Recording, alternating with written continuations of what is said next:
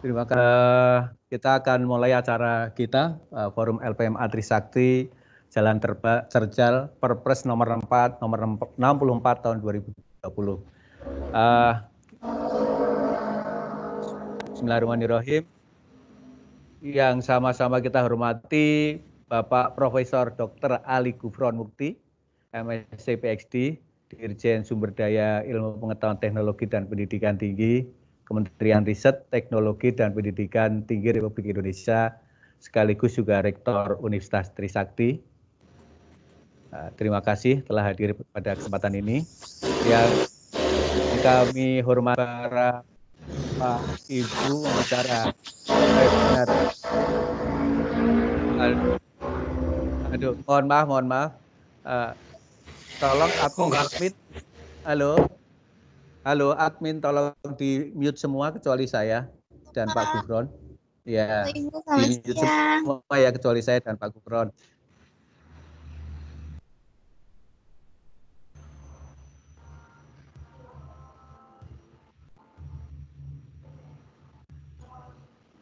Maaf, suaranya tidak kedengeran, Pak. Masih di mute sepertinya. Oke, baik. Tes, dengar ya Pak ya, baik. Kami ulangi lagi, mohon maaf. Bismillahirrahmanirrahim. Yang sama-sama kita hormati Pak Profesor Dr. Ali Gufron Mukti, MSc PhD, Direktur Jenderal Sumber Daya Ilmu Pengetahuan Teknologi dan Pendidikan Tinggi, Kementerian Riset, Teknologi dan Pendidikan Tinggi Republik Indonesia, sekaligus Rektor Universitas Trisakti.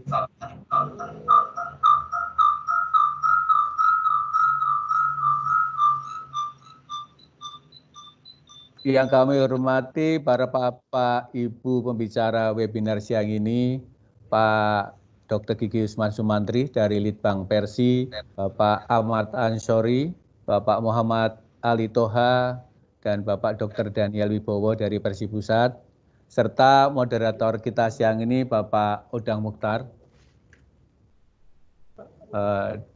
Dan yang kami hormati Bapak dan Ibu saudara-saudara peserta webinar siang ini.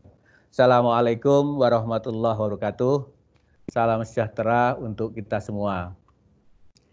Selamat siang dan selamat datang pada acara webinar Forum LPMA STMA Trisakti. Pertama-tama perkenalkan diri, saya Bayu Widisyaji, Kepala Lembaga Pengembangan Manajemen Asuransi STMA Trisakti. Bermaksud memang mengundang Bapak Ibu sekalian untuk menghadiri acara webinar kali ini. Tentunya kita patut panjatkan puji syukur kepada Allah Tuhan Yang Maha Esa atas rahmat dan nikmatnya yang dilimpahkan kepada kita semua sehingga kita dapat bertemu dalam acara webinar ini dalam keadaan sehat. Dan insya Allah meski jam makan siang ini, setelah jam siang ini dalam keadaan yang penuh semangat untuk menikmati sharing ilmu dari pakar jaminan sosial dan kesehatan. Bapak dan Ibu, saudara sekalian, perkenankan kami memperkenalkan lembaga kami terlebih dahulu. Kami LPMA STMA Trisakti adalah unit dari Sekolah Tinggi Manajemen Asuransi Trisakti yang menyelenggarakan pendidikan, pelatihan, workshop, training, sertifikasi seperti acara siang pada hari ini, termasuk mengadakan sertifikasi bagi lembaga manajemen risiko maupun pialang. Pada kesempatan ini kami menyelenggarakan webinar bersama dengan Persi, Perhimpunan Rumah Sakit Seluruh Indonesia, dengan topik yang masih hangat mengenai peraturan Perpres nomor 64 tahun 2020 yang baru saja diumumkan awal bulan Mei lalu oleh Presiden. Dan dikenal masyarakat lebih karena gaungnya dinilai merevisi Perpres nomor 75 tentang kenaikan iuran BPJS yang telah dibatalkan oleh Mahkamah Agung. Namun Perpres tersebut tadinya tidak hanya berkenaan dengan kenaikan iuran saja, juga dengan kebutuhan dasar kesehatan dan tentunya keberlanjutan jaminan kesehatan nasional. Oleh karena itu pada kesempatan webinar ini kami LPMA Trisakti dan Persi mengambil tema Jalan Terjal Perpres nomor 64 tahun 2020 ke standar jaminan kesehatan nasional, haruskah bongkar tembok rumah sakit? Ini pakai tanda tanya Bapak, Ibu. Topik yang berkenaan dengan kesehatan ini memang berapa kali kami angkat karena isu dengan adanya BPJS yang kita tahu sesuai amanat undang-undang merupakan kewajiban bagi setiap warga negara untuk mengikuti program BPJS. Namun kita juga mengetahui bahwa selama beberapa tahun ini BPJS senantiasa defisit. Kemarin Februari Bu Sri Mulyani menyampaikan laporannya sudah 15,5 triliun defisitnya pada bulan Februari 2020, meski akhir tahun 2019 pemerintah sudah menginjek 13,5 triliun. Dan masih lebih dari 5.000 vaskes yang belum dibayar penuh, demikian itu Bu Sri Mulyani waktu itu mengumumkan. Nah, bagaimana tingkat pelayanan masyarakat BPJS bagi masyarakat bila kondisi keuangan BPJS ini defisit dan dari tahun ke tahun, dan bagaimana jaminan keberlanjutan sistem jaminan kesehatan nasional ini. Oleh karena ini, itulah kita ingin mengadakan seminar ini. Webinar ini insya Allah mendiskusikan isu-isu tersebut oleh para pakar di bidangnya. Bapak, Ibu, Saudara sekalian, kami informasikan bahwa pendaftar webinar kali ini ada 110 peserta dari beragam profesi, dari tenaga medis, manajemen rumah sakit, praktisi asuransi, lawyer, dan juga mahasiswa dari berbagai kota. Selain Jakarta, peserta juga ada yang dari Bandung, Yogyakarta, Surabaya, Malang, Purwodadi, Grobogan, Purwokerto, Sidoarjo, Semarang, ada juga dari Lubuk Mangkuang, Martapura, Manado, ini dari Manado, jauh-jauh juga terima kasih, selamat bergabung. Papua Barat, Jayapura, dan satu peserta dari United Kingdom, Faculty of Health and Life Sciences Coventry University. Ada ibu peserta dari UK. Ya, ini peserta ya ini beragam dan dari berbagai kota, bahkan dari satu negara luar.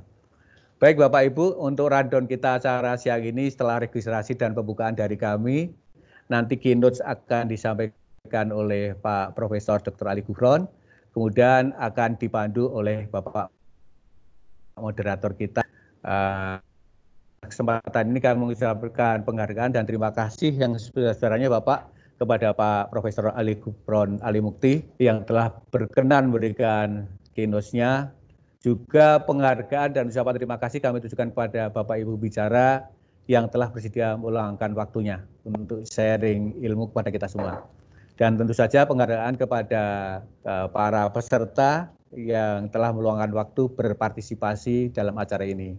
Baiklah, untuk selanjutnya mohon perkenan Bapak Ali Gufron Mukti untuk menyampaikan keynote-nya. Waktu dan tempat virtual kami persilakan Bapak. Baik, terima kasih. Assalamualaikum warahmatullahi wabarakatuh. Selamat siang, salam sejahtera bagi kita semua. Kedengaran tidak Pak Bayu? Iya, clear Pak. Oh ya, baik, kami teruskan. Yang kami hormati Pak Bayu Widyasaji dari LPMA, STMA. Salam hormat kami untuk Pak Ketut Sendra. Dan tentu pada Pak Dr. Kuncoro dari Persi, Pak Daniel Wibowo, dan Pak Osman Sumantri, Pak. Ini sudah bertahun-tahun nangani masalah ini, Pak. Dan tentu Dr. Dina, kemudian juga Pak Tri Wahyu dan moderator kita Pak Odang kalau tidak salah yang juga menghubungi kami. Ini Pak Odang ini tidak saja, saya kira harusnya sudah profesor di bidang ini Pak. Karena beliau terus-menerus sejak belum lahir sistem jaminan ini beliau sudah bicara jaminan. Nah, saya sendiri itu beruntung Pak, dulu sebagai ketua Pokja bersama-sama Pak Osman dan beberapa banyak orang ya, untuk membuat peraturan perundangan, terutama peraturan implementasinya Pak. Jadi dibentuk komite, bukan komite, Pokja persiapan implementasi BPJS Pak. Nah kami beruntung karena sekarang sudah tidak urusan lagi setelah bercarut-marut dan berbagai masalah menimpa ini Pak. Bayangkan kalau masih ikut kan masih pusing, rambutnya bisa putih nih. Karena Pak Osman masih ikut bertanggung jawab di DJSN, rambutnya agak putih dikit Pak. Nah, yang menarik, kalau kita lihat perpresnya Pak, itu berubah-ubah berkali-kali. Ini menunjukkan bahwa yang bikin ini agak bingung gitu Pak. Ya. Kenapa? Kalau orang nggak bingung itu biasanya konsisten satu aja lah. Ini kami bacakan Pak, pertama itu Perpres nomor 12 tahun 2013 khusus tentang jaminan kesehatan Pak. Belum lama dirubah Perpres nomor 111 2013. Lalu dirubah lagi ya Perpres nomor 82 tahun 2018 Pak tentang jaminan kesehatan. Belum lama dirubah lagi Pak, perbaiki lagi Perpres nomor 75 atas perubahan atas Perpres 82.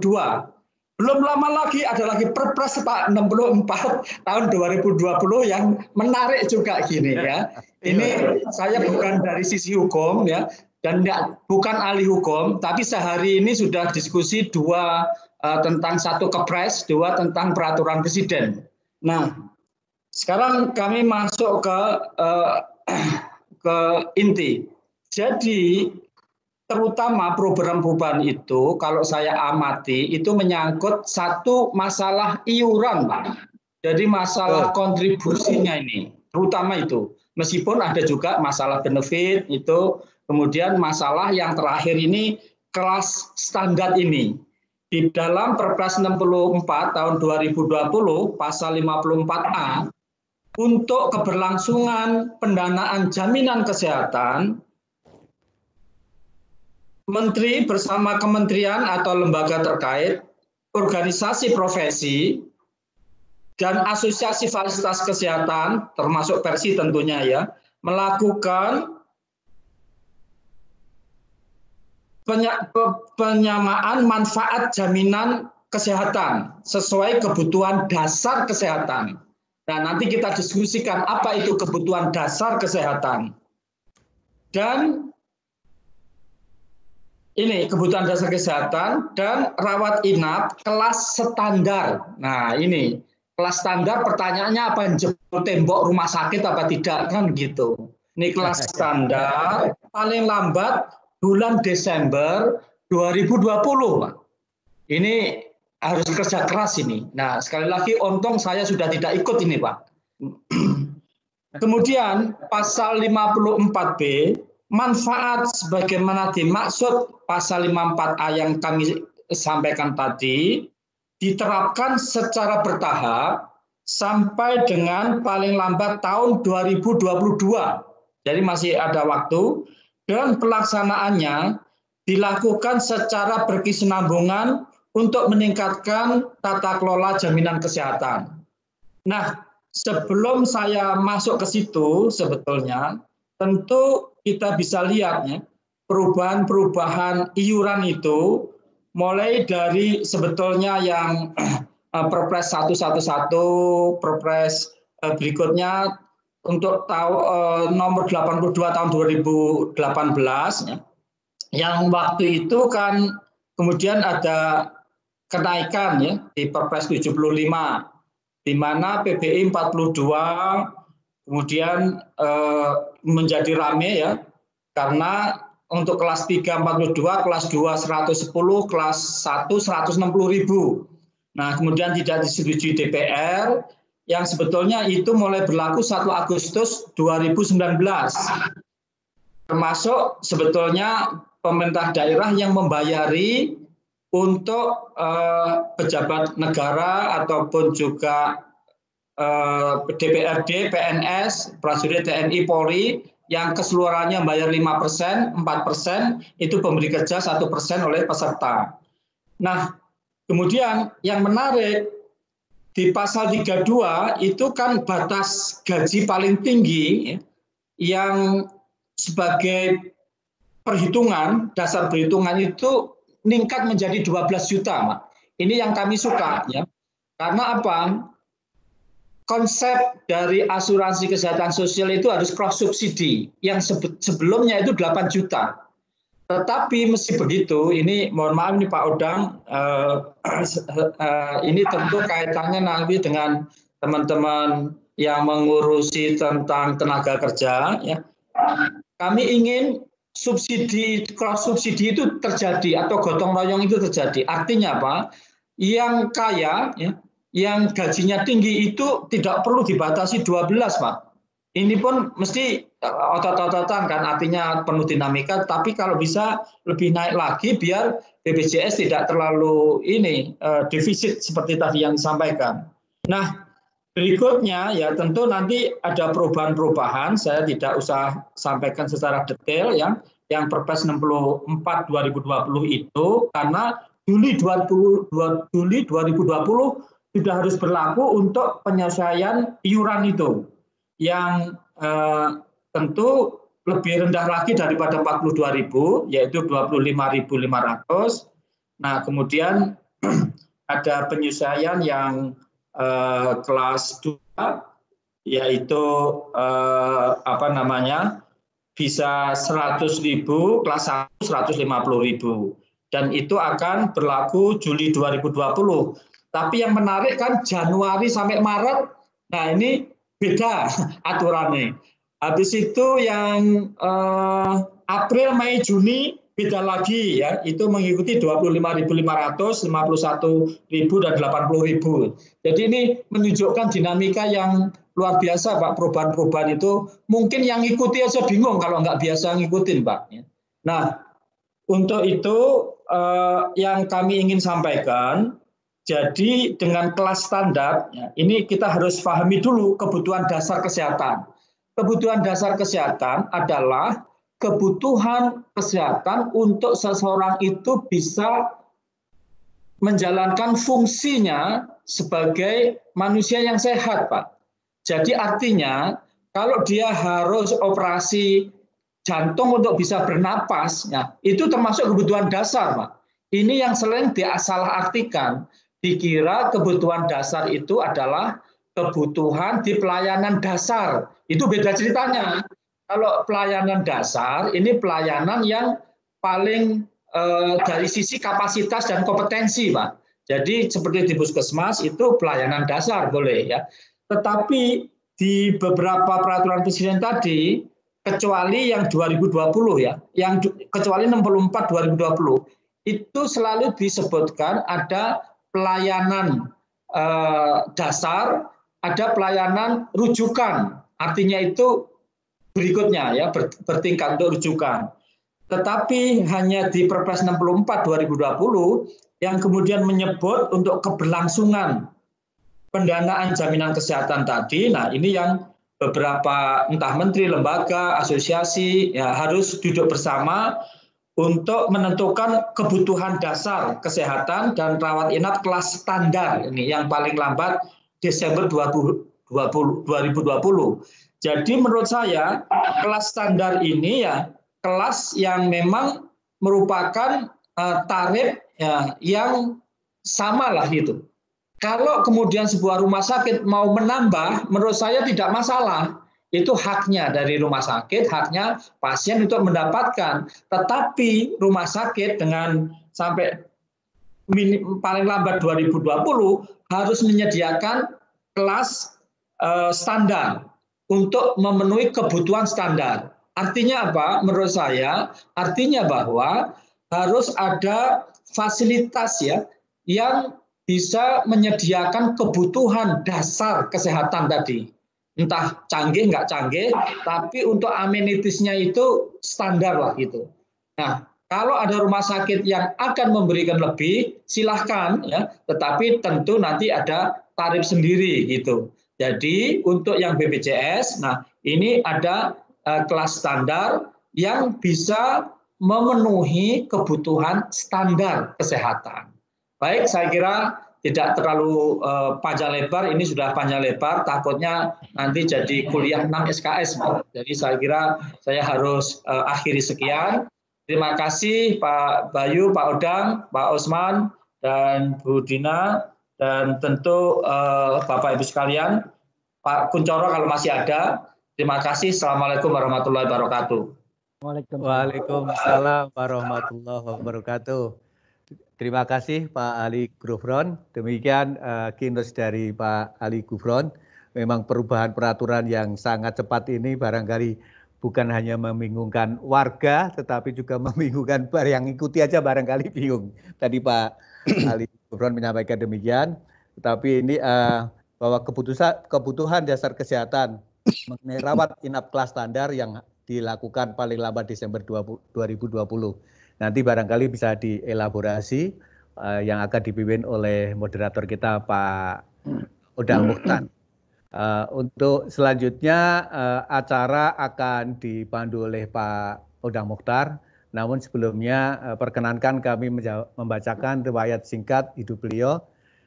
Pak Odang Mukhtar ini barangkali sudah banyak yang kenal dengan beliau, adalah praktisi jaminan sosial dan asuransi jiwa. Saya perkenalkan ya Pak, barangkali ada yang belum.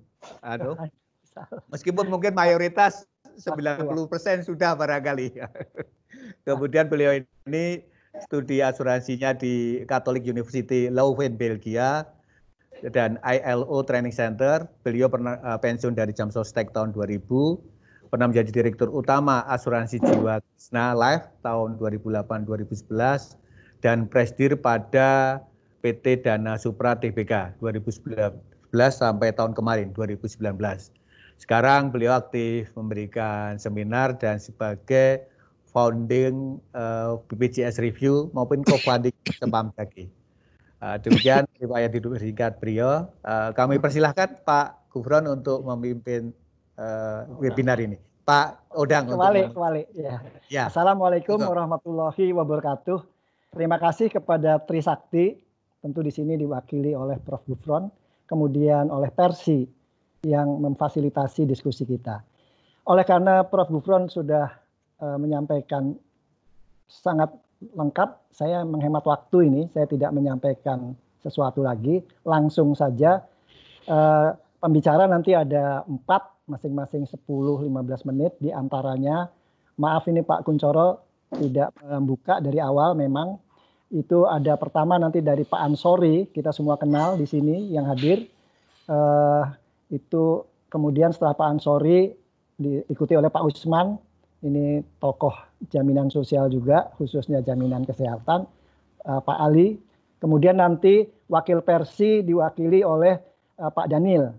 Nah, saya persilahkan, saya pikir niat kita adalah mudah-mudahan JKN ini kembali kepada khitoh sesuai dengan pembiayaan, kemampuan pembiayaan kita nasional, nanti manfaatnya secara gradual makin baik. Tetapi dengan tadi Prof. Gufron sudah mengatakan bahwa jiwa dari Perpres 64 ini sustainability daripada sistem jaminan kesehatan. Itu artinya antara benefit sama pembiayaan itu seimbang. Oh ya, saya akan sampaikan juga di samping Ibu Dina, nanti ada wakil dari Kementerian Keuangan tapi mintanya bagian belakang. Walaupun mungkin secara pribadi Pak Ronald barangkali nanti akan hadir. Terima kasih. Ya, bagi kita tidak asing yang saya sebutkan nama-nama tadi. Dengan tidak mengurangi rasa hormat saya kepada seluruh atendi, mari kita mulai dengan Pak Ansori, Ahmad Ansori dari mantan DJSN sampai tahun kemarin. Saya persilakan untuk Pak Ansori, apakah sudah siap? Ya, siap insya Allah. Ya, silakan Pak. Ya. Terima kasih. Assalamualaikum warahmatullahi wabarakatuh. Prof. Gufron, Pak Odang, Ibu dan Bapak sekalian yang saya hormati, hadir juga Pak Usman Sumatri. Saya perlu sekitar 10 menit untuk menyampaikan dengan satu disclaimer. Yang pertama, materi yang saya sampaikan ini mohon didisplaykan Pak Odang, adalah hasil penelitian atau hasil persiapan untuk penyiapan regulasi yang disiapkan oleh DJSN bekerja sama dengan UI. Kemudian yang kedua, beberapa data yang digunakan itu masih data tahun 2019. Kita tahu misalnya kepesertaan sudah berbeda jumlahnya. Kita langsung saja ke halaman 3 atau halaman 2. Ada latar belakang, kemudian kondisi existing, lalu benchmark dengan beberapa negara lain, ada strategi implementasi yang direkomendasikan, dan pada akhirnya endapan dan rekomendasi.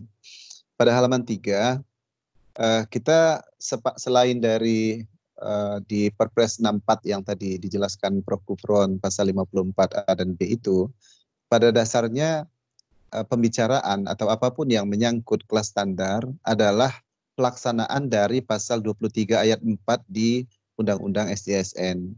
Dan ini dihubungkan dengan pasal 19 ayat 1 yang pada intinya ada kesamaan hak untuk mendapatkan pelayanan kesehatan dalam batasan pelayanan medisnya, namun untuk pelayanan non medisnya bisa tidak sama. Nah, untuk itu ada banyak pertanyaan dari media juga, Pak Odang, mengapa tidak dilakukan sejak awal begitu? Saya kira kita bisa menjelaskannya bahwa pada tahap persiapan penyelenggaraan JKN kita banyak regulasi yang dibuat last minute sehingga memang tidak cukup waktu untuk menyiapkannya. Sehingga berdasarkan Perpres 82 tahun 2018, kemudian ada Undang-Undang Nomor 44 tahun 2009 tentang rumah sakit, diadopsilah apa adanya kondisi yang ada sampai saat ini. Tetapi sebagaimana juga direkomendasikan oleh KPK, dari 7 rekomendasi KPK, salah satunya agar untuk dilaksanakannya amanat dari Undang-Undang SDSN yaitu kelas standar ini. Di halaman 5 kita bisa lihat utilisasi pelayanan kesehatan.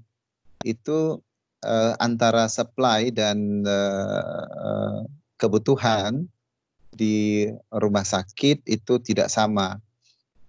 Tetapi yang jelas ada peningkatan utilisasi dan seharusnya diiringi dengan peningkatan kapasitas. Di halaman 6, lanjutan dari kondisi layanan rawat inap ini, kita bisa lihat ada grafik tempat tidur ya, tempat tidur berdasarkan kelas perawatan. Ini jumlahnya memang kalau dibandingkan dengan rata 10.000 maka masih kurang. Di halaman 7 ini ada perbandingan beberapa negara. Kalau kita berbicara tentang bagaimana penyelenggaraan kelas standar di negara-negara lain, ada 2, 4, 6, 8 negara yang bisa kita diskusikan di sini. Misalnya di Filipina, Nigeria, Singapura, Jepang, Kanada, Thailand, Kuba, dan Australia. Jadi pengertian atau praktek kelas standar itu sebetulnya sudah lama di banyak negara. Di halaman selanjutnya, ya, apakah semua menerapkan kelas standar? Ada juga yang tidak. Misalnya sebutlah Jepang dan Singapura itu tidak menerapkan kelas standar. Di Singapura itu dia hubungkan antara jenis ruangan dan amenitisnya, maksudnya di luar manfaat medis, itu dengan subsidi dari program. Kalau dia 80% subsidi program, JKN katakanlah begitu, maka layanannya itu yang standar yang paling bawah begitu. Tapi kalau diambil yang paling atas, maka dia full biaya sendiri. Selanjutnya di filosofi kelas standar di halaman 8, pada dasarnya prinsip ekuitas yang ingin diterapkan. Jadi kelas rawat inap rumah sakit dengan kesamaan pelayanan medis untuk penyakit yang sama, tetapi amenitisnya sebagaimana yang Prof. Gufron tadi jelaskan, kenyamanan standar namun dapat naik kelas apabila yang bersangkutan menghendaki dengan catatan tambahan biaya sendiri atau asuransi lain. Pada filosofinya adalah ekuitas secara horizontal. Setiap orang mendapatkan pelayanan medis untuk kebutuhan penyakit yang sama. Kemudian ekuitas vertikalnya bahwa setiap orang mendapatkan pelayanan medis yang berbeda sesuai dengan penyakitnya, tentu saja. Nah, berikutnya, apa opsinya kelas standar itu? Kalau kita perhatikan, ada 4 opsi yang pernah didiskusikan, dan ini sebetulnya sudah disampaikan juga ke pemerintah, dalam hal ini Kementerian Kesehatan. Opsi pertama misalnya dibedakan antara PBI non-PBI. Ya. Ada juga opsinya diambil dirata-ratakan kelas 2 misalnya, atau dirata-ratakan kelas 3. Nah, dari opsi-opsi ini, meskipun sebetulnya pola penetapan atau pilihan-pilihan opsi kelas standar ini bukan menggatuk-gatukkan ini, Pak Odang, bukan menggunakan metode gatukologi, tapi benar-benar dipertimbangkan intinya antara kecukupan dana dan manfaat yang harus terpenuhi. Nah, kalau kita perhatikan dari pilihan-pilihan ini cenderung lebih dekat ke kelas 2 dengan segala konsekuensinya. Berikutnya di halaman 10, peserta JKN dan jumlah tempat tidurnya kalau kita perhatikan yang existing itu, yang kelas 1 itu sekitar 19,66%. Jadi yang memilih atau berada pada pilihan kelas 1. Pada kelas 2 itu 25%. Yang terbanyak itu pada kelas 3, yaitu 54,43%. Nah, kalau dibandingkan dengan alokasi tempat tidur, dengan catatan beberapa kali kita kunjungi rumah sakit ini, Ibu dan Bapak sekalian, meskipun tertulisnya misalnya 200 tempat tidur, tetapi apalagi kalau RSU ya, sebagian itu tidak dapat digunakan. Gitu. Di wilayah timur itu bahkan banyak yang sampai dengan hampir separuh tidak dapat digunakan. Di halaman 11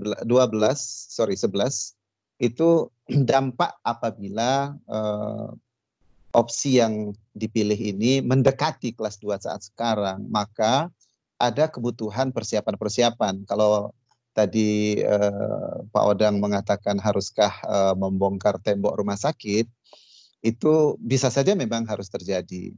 Jadi ada kekurangan tempat tidur yang dapat dipenuhi dengan merealokasi atau misalnya adjustable kelas-kelas yang tersedia. Apakah kelas sekarang ini saatnya kelas 1 karena ruangannya, tapi kemudian mau dijadikan kelas 2, kan itu lebih mudah. Dengan catatan kebutuhan untuk kelas 1 VIP, VVIP tetap saja ada karena opsi undang-undang memang demikian. Halaman selanjutnya di 12, dampak atau kelebihan kekurangan dari masing-masing opsi ini yang sudah disampaikan kepada pemerintah. Kalau misalnya kita samakan kelas 3, maka ada kelebihan dan kekurangannya apa saja. Tentu ketersediaan tempat tidur, bongkar temboknya akan lebih banyak, ini Pak Odang.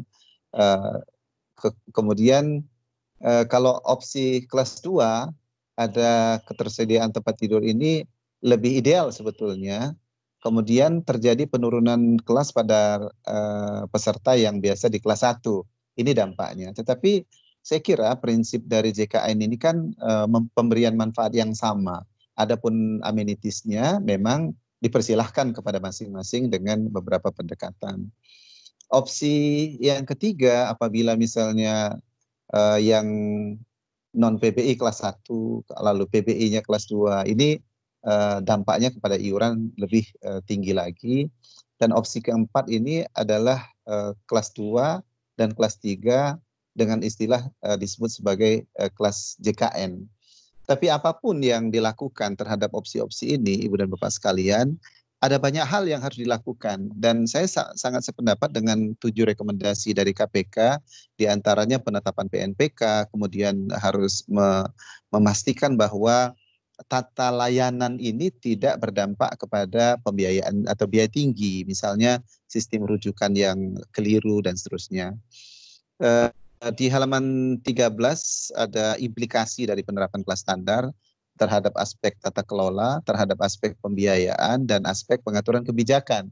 Jadi Prof. Gufron, kalau dikatakan di Perpres 64 itu Desember 2020 ini harus sudah selesai, tentu kita sepaham bahwa maksudnya kesiapan program. Karena di pasal berikutnya disebutkan harus terimplementasi pada 2022. Nah, untuk itu ada beberapa tahapan yang harus dikerjakan. Di halaman 14 ada kebutuhan untuk harmonisasi berbagai regulasi, kemudian ada tapi yang terpenting itu membangun kesepahaman tentang apa dan bagaimana kelas standar dan implikasinya ini. Jangan sampai nanti melahirkan multitafsir, akhirnya menafsirkan sendiri-sendiri, yang ada akhirnya interlock dia, saling mengunci. Dan ini barangkali penyebab mengapa beberapa aturan tadi yang dikatakan Prof. Gufron, akhirnya banyak aturan yang harus berubah-berubah. Nah, terakhir strategi implementasinya ada simulasi dan piloting. Tentu simulasi dan piloting inilah yang harus bisa dikerjakan pada 2020 sampai dengan 2021 atau setidak-tidaknya pada kuartal ketiga di 2022. Nah, ini peta jalan singkatnya, sederhananya, bagaimana menuju ke sana. Sebetulnya kalau dikatakan 2022 itu masih dalam tahapan piloting menurut hemat saya, karena ada perubahan yang cukup signifikan yang diperlukan baik dari sisi software, infrastruktur regulasi maupun di pihak rumah sakit. Saya akhiri dengan penutup, Ibu dan Bapak sekalian. Yang pertama, kesimpulan bahwa definisi kelas standar adalah spesifikasi kelas layanan JKN yang ditanggung oleh BPJS dan dimungkinkan naik kelas bagi peserta selain PBI atas pembiayaan sendiri atau asuransi tambahan. Kemudian opsi-opsi kelas standar mempertimbangkan ketersediaan tempat tidur, artinya jebol temboknya Pak Odang kalau bisa seminim mungkin, dan kelas yang existing, kemudian potensi kemampuan BBPU dalam membayar iuran dan ruang fiskal pemerintah untuk alokasi iuran PBI. Artinya staging dalam penetapan ini adalah sebuah realita juga. Direkomendasikan untuk implementasi kelas standar diawali uji coba piloting di beberapa lokasi baik rumah sakit pemerintah maupun swasta. Kemudian dilakukan penilaian, ada indeksasi dan seterusnya. Akhirnya saya akhiri dengan catatan bahwa ada urgensi kebutuhan objektif dan realistis untuk dilakukan evaluasi dan tata ulang sistem JKN agar optimal dan berkesinambungan. Saya kira demikian Pak Odang, Ibu dan Bapak sekalian, terima kasih. Terima kasih Pak Ansori.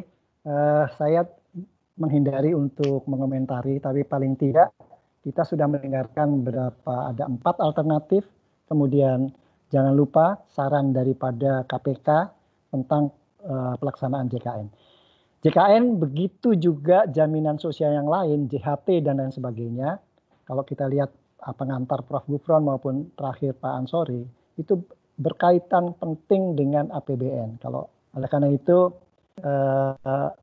bagaimana kita melaksanakan perahu ini, kalau Prof. Gufron saya ingat tuh tahun 2014 menyebutkan JKN itu berlayar dengan perahu bocor, tapi ini sekarang insya Allah bocornya selalu ditambal oleh APBN.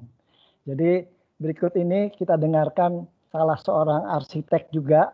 Ini tidak saya sapa seluruh atendi termasuk tim Rumah Sakit Pasar Minggu itu juga saya lihat. Saya persilahkan kepada Pak Usman Sumantri, tolong 7-10 menit supaya nanti sharing kita bisa seluas-luasnya dapat kita dapatkan. Terima kasih, saya persilahkan Pak Usman. Slide-nya sudah siap, tim Dewi. Oke. Makasih Pak Odang. Assalamualaikum warahmatullahi wabarakatuh. Waalaikumsalam Pak Usman. Ya, yang saya hormati Pak Gufron, Pak Rektor, Kinat Speed sekaligus, Kepala LPMA, STMA, Trisakti, Pak Ansori, sejawat saya di DJSN, Bapak Ibu sekalian, ada Ketua Umum Persi, Pak Kucoro, Pak Odang sendiri, Bu Dr. Diana, Pak Ansori, ini yang saya berterima kasih karena sebagian yang saya mau sampaikan sudah disampaikan Pak Ansori ya. Jadi kita 50-50 Pak, saya akan sampaikan kira-kira 20-30% lagi. Selebihnya sudah ada, karena yang saya sampaikan juga ada sebagian memang hasil dari kajian kita di DJSN ya. Iya Pak. Pada prinsipnya sama saja, jadi saya bicara barangkali lebih pada fokus bahasan-bahasan nanti didiskusikan saja, dan ada beberapa slide data terakhir nanti dikaitkan dengan kira-kira dengan Permenkes yang baru ini, Perpres baru ini, ada berapa persen sih yang disubsidi oleh pemerintah ya, itu dari total biaya yang dikelola oleh BPJS. Jadi kalau disampaikan oleh Pak Prof. Gufron tadi, kita tidak bosan-bosan untuk nggak selesai masalah regulasi jaminan kesehatan ini, memang betul karena dan rasanya tidak akan selesai dan jangan menyerah menurut saya, siapapun yang terlibat dalam proses ini harus terus-menerus dan harus sabar, karena memang saya lihat di berbagai negara juga tidak semudah yang dibayangkan. Terus ada perubahan-perubahan, dan ini perubahan yang cepat terkait dengan Perpres 12, 82, 75 yang kemudian dibatalkan, kemudian berubah lagi menjadi 64 yang menjadi isu utama kita bahas hari ini. Jadi memang sudah 7 tahun, kalau kita lihat sebentar Pak, masih di pertama, sudah 7 tahun penyelenggaraan jaminan kesehatan ini. Ada berbagai isu seperti misalnya masalah iuran, karena memang 64 ini fokusnya sebetulnya ke masalah iuran. Kemudian kita belum selesaikan masalah urun biaya, ini Pak Bayu barangkali menjadi isu juga bahasa nanti di Trisakti. Data PBI juga masih masalah, kemarin di Tempo dibahas habis nih, masih ada 24 juta peserta kita yang bermasalah. Lalu ini kelas standar yang hari ini kita bahas, lalu tugas fungsi masing-masing, ini penting banget. Tugas fungsi masing-masing stakeholder kita termasuk juga fungsi dan peran tugas dari BPJS itu, di antara yang lain itu sebetulnya apa? Misalnya menetapkan tarif, dia tidak menetapkan tarif, tapi minimal negosiasi diserahkan ke BPJS, yang tidak pernah dilakukan, hanya di kapitasi yang dilakukan negosiasi itu. Lalu ada berbagai hal kajian tentang juga bagaimana fungsi tugas dari kementerian lembaga lain. Siapa berbuat apa itu saya pikir mesti betul-betul dikaji. Saya melihat misalnya BPJS tidak ada keleluasan untuk melakukan fungsi kendali biaya sebagaimana pasal 10, pasal 22 Undang-Undang BPJS dan sebagainya itu. Itu kan sebetulnya diserahkan sepenuhnya kepada BPJS untuk melakukan kendali biaya, kendali mutu ya. Pasal 3 Undang-Undang SDSN pasal 19 tadi sudah disampaikan bahwa peserta memperoleh manfaat pembayaran kesehatan dan perlindungan untuk memenuhi kebutuhan dasar. Sejak dibuatnya undang-undang ini tahun 2014 itu baru selesai, tahun 2002 itu sudah jadi perdebatan tentang kebutuhan dasar. Apakah kebutuhan dasar itu yang disebut dengan, kalau kita lihat misalnya yang esensial, ada yang bilang dikaitkan dengan masalah-masalah enggak sampai seperti teorinya Maslow ya, harus secara biologis, fisiologis dan sebagainya itu. Dan betul tadi disampaikan oleh Prof. Gufron, bukan pelayanan kesehatan dasar, tapi kebutuhan dasar yang betul-betul absolute necessary yang dibutuhkan. Jadi ini yang perdebatan dari dulu yang sampai sekarang itu belum selesai ya. Jadi ada yang mengatakan extremely important, jadi yang paling penting, yang paling dibutuhkan. Jadi pertanyaannya kemudian ada lagi istilah yang didasarkan atas kebutuhan medis. Jadi kalau kebutuhan medisnya oke, harus dijamin. Siapa yang menentukan kebutuhan medis? Pasti sering tertinggi untuk knowledge masalah medis adalah dokter. Nah ini sering terjadi ketidaksepahaman antara dokter dengan peserta dan sebagainya, pemberi pelayanan kesehatan dan juga BPJS Kesehatan sebagai penyelenggara. Pasal 23 jelas-jelas di undang-undang itu dikatakan peserta yang membutuhkan rawat inap rumah sakit, maka kelas pelayanannya diberikan berdasarkan pada kelas standar. Dari dulu nih yang paling keras adalah dari Ibu Cipaning ya. Beliau sejak awal kepinginnya bahwa kelasnya itu harus distandarisasi. Dan bukan kita tidak ngeh masalah ini, karena pada saat kita mau buat itu, kita mau berjalan apa yang ada dulu. Jadi kalau perubahan dari awal memang menjadi sangat sulit, harus mempersiapkan semua. Sementara kita diamanahkan 2014 Januari itu sudah harus jalan. Jadi pertimbangannya banyak sekali. Nah yang menggembirakan 64 2020 tentang Perpres ini, yang sebetulnya fokus masalah ke perubahan-perubahan iuran, tetapi ada satu sisipan yang bagus di pasal 50 berapa itu? 54 A. 54 A dan B ya Pak. Itu juga ada batasan waktu ya. Kalau kita lihat manfaat itu masih di kesempatan paling lambat tahun 2022. Tetapi untuk yang standar kelas rumah sakit itu kan dikasih waktu sampai Desember 2020. Jadi mestinya memang ini mempercepat semua stakeholder untuk bisa menyelesaikan masalah standar ini. Kalau kita dengar Pak Dr. Ali Toha, enggak masalah itu katanya. Bongkar pasang enggak sulit katanya. Jadi nanti mungkin kita dengarin yang praktisinya langsung di lapangan ya, Dr. Alidra, seperti apa sih kalau kita mau merubah misalnya tadi usulan dari DJSN yang disampaikan Pak Ansori, barangkali nanti kelasnya PBI, kemudian PBI itu mau yang kelas 3 sekarang atau kira-kira PBI naik menjadi kelas 2 gitu kira-kira usulannya. Atau nanti yang non PBI-nya kelas 1 seperti yang sekarang. Ini nanti implikasinya ke biaya, implikasinya ke perubahan-perubahan standar yang lain juga, dan tentu saja ujung-ujungnya adalah kemampuan teman-teman yang di masyarakat seperti yang mandiri, kemudian juga yang peserta yang bukan pekerja, itu juga jadi persoalan-persoalan yang harus kita perhatikan kemampuannya. Jadi usulan-usulan yang disampaikan DJSN saya pikir itu menjadi alternatif penting karena sudah didasari oleh pertimbangan-pertimbangan dan juga melihat beberapa negara kita bisa perbandingkan di benchmark. Saya kembali ke kebutuhan dasar tadi Bapak Ibu sekalian, kalau kita kaitkan dengan life saving di beberapa negara dikaitkan. Kalau dia tidak dioperasi mata maka dia akan buta. Ini life saving, jantung life saving, kanker life saving. Tapi apakah semua kanker itu harus diintervensi dengan terapi yang maksimal? Karena pada kebutuhan-kebutuhan tertentu, misalnya kanker itu mungkin sudah tidak mungkin lagi secara prognosis keilmuan dia bisa disembuhkan dan seringkali ini dipaksakan.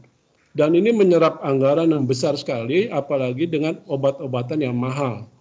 Jadi yang begini-begini memang mesti ada diskusi yang panjang diidentifikasi. Jadi saya lihat di beberapa negara yang dijamin tidak dijamin itu tebal sekali Pak. Kalau kita kan yang dikatakan yang tidak dijamin adalah ini, tapi yang dijamin tidak ada. Jadi yang tidak dijamin di luar tidak dijamin itulah yang dijadikan manfaat. Jadi kita mendefinisikanlah sendiri-sendiri bahwa orang bunuh diri tidak dijamin, kosmetik tidak dijamin. Belum lagi kita tidak membedakan antara urusan negara dengan urusan jaminan kesehatan, walaupun jaminan kesehatan itu urusan negara ya. Saya contohkan misalnya program-program di Kementerian Kesehatan atau program-program lain di pemerintahan, mestinya memang menjadi satu kesatuan yang tidak terpisahkan, tetapi resource-nya mana yang negara, mana yang dikelola oleh BPJS Kesehatan. Misalnya kalau kita mau menurunkan angka kebutaan 500.000 penduduk Indonesia, itu tidak harus menurut saya dimasukkan ke jaminan kesehatan. Ada program yang harus menjadi pendamping dari jaminan kesehatan di luar dari yang memang harus. Nah ini butuh diskusi dengan profesi, ya butuh kesepakatan. Jadi Bapak Ibu sekalian, ini barangkali yang juga mesti kita diskusikan. Banyak hal, misalnya kemarin pembatasan soal mata, soal apa itu? Soal objin ya yang sudah dikeluarkan dari bayi baru lahir. Ya, bayi baru lahir, apalagi itu Pak. Itu saya lihat katarak. Ya, katarak itu kan BPJS dibully besar-besaran itu, termasuk DJSN juga yang membuli juga Pak. Jadi termasuk Pak Ansori punya salah juga di situ. Jadi padahal kalau kita lihat undang-undang SJSN itu memang pekerjaan dia melakukan kendali mutu, kendali biaya. Jadi kalau ada yang sudah tidak wajar, dia harus bersepakat dengan profesi mana yang mesti dibatasi.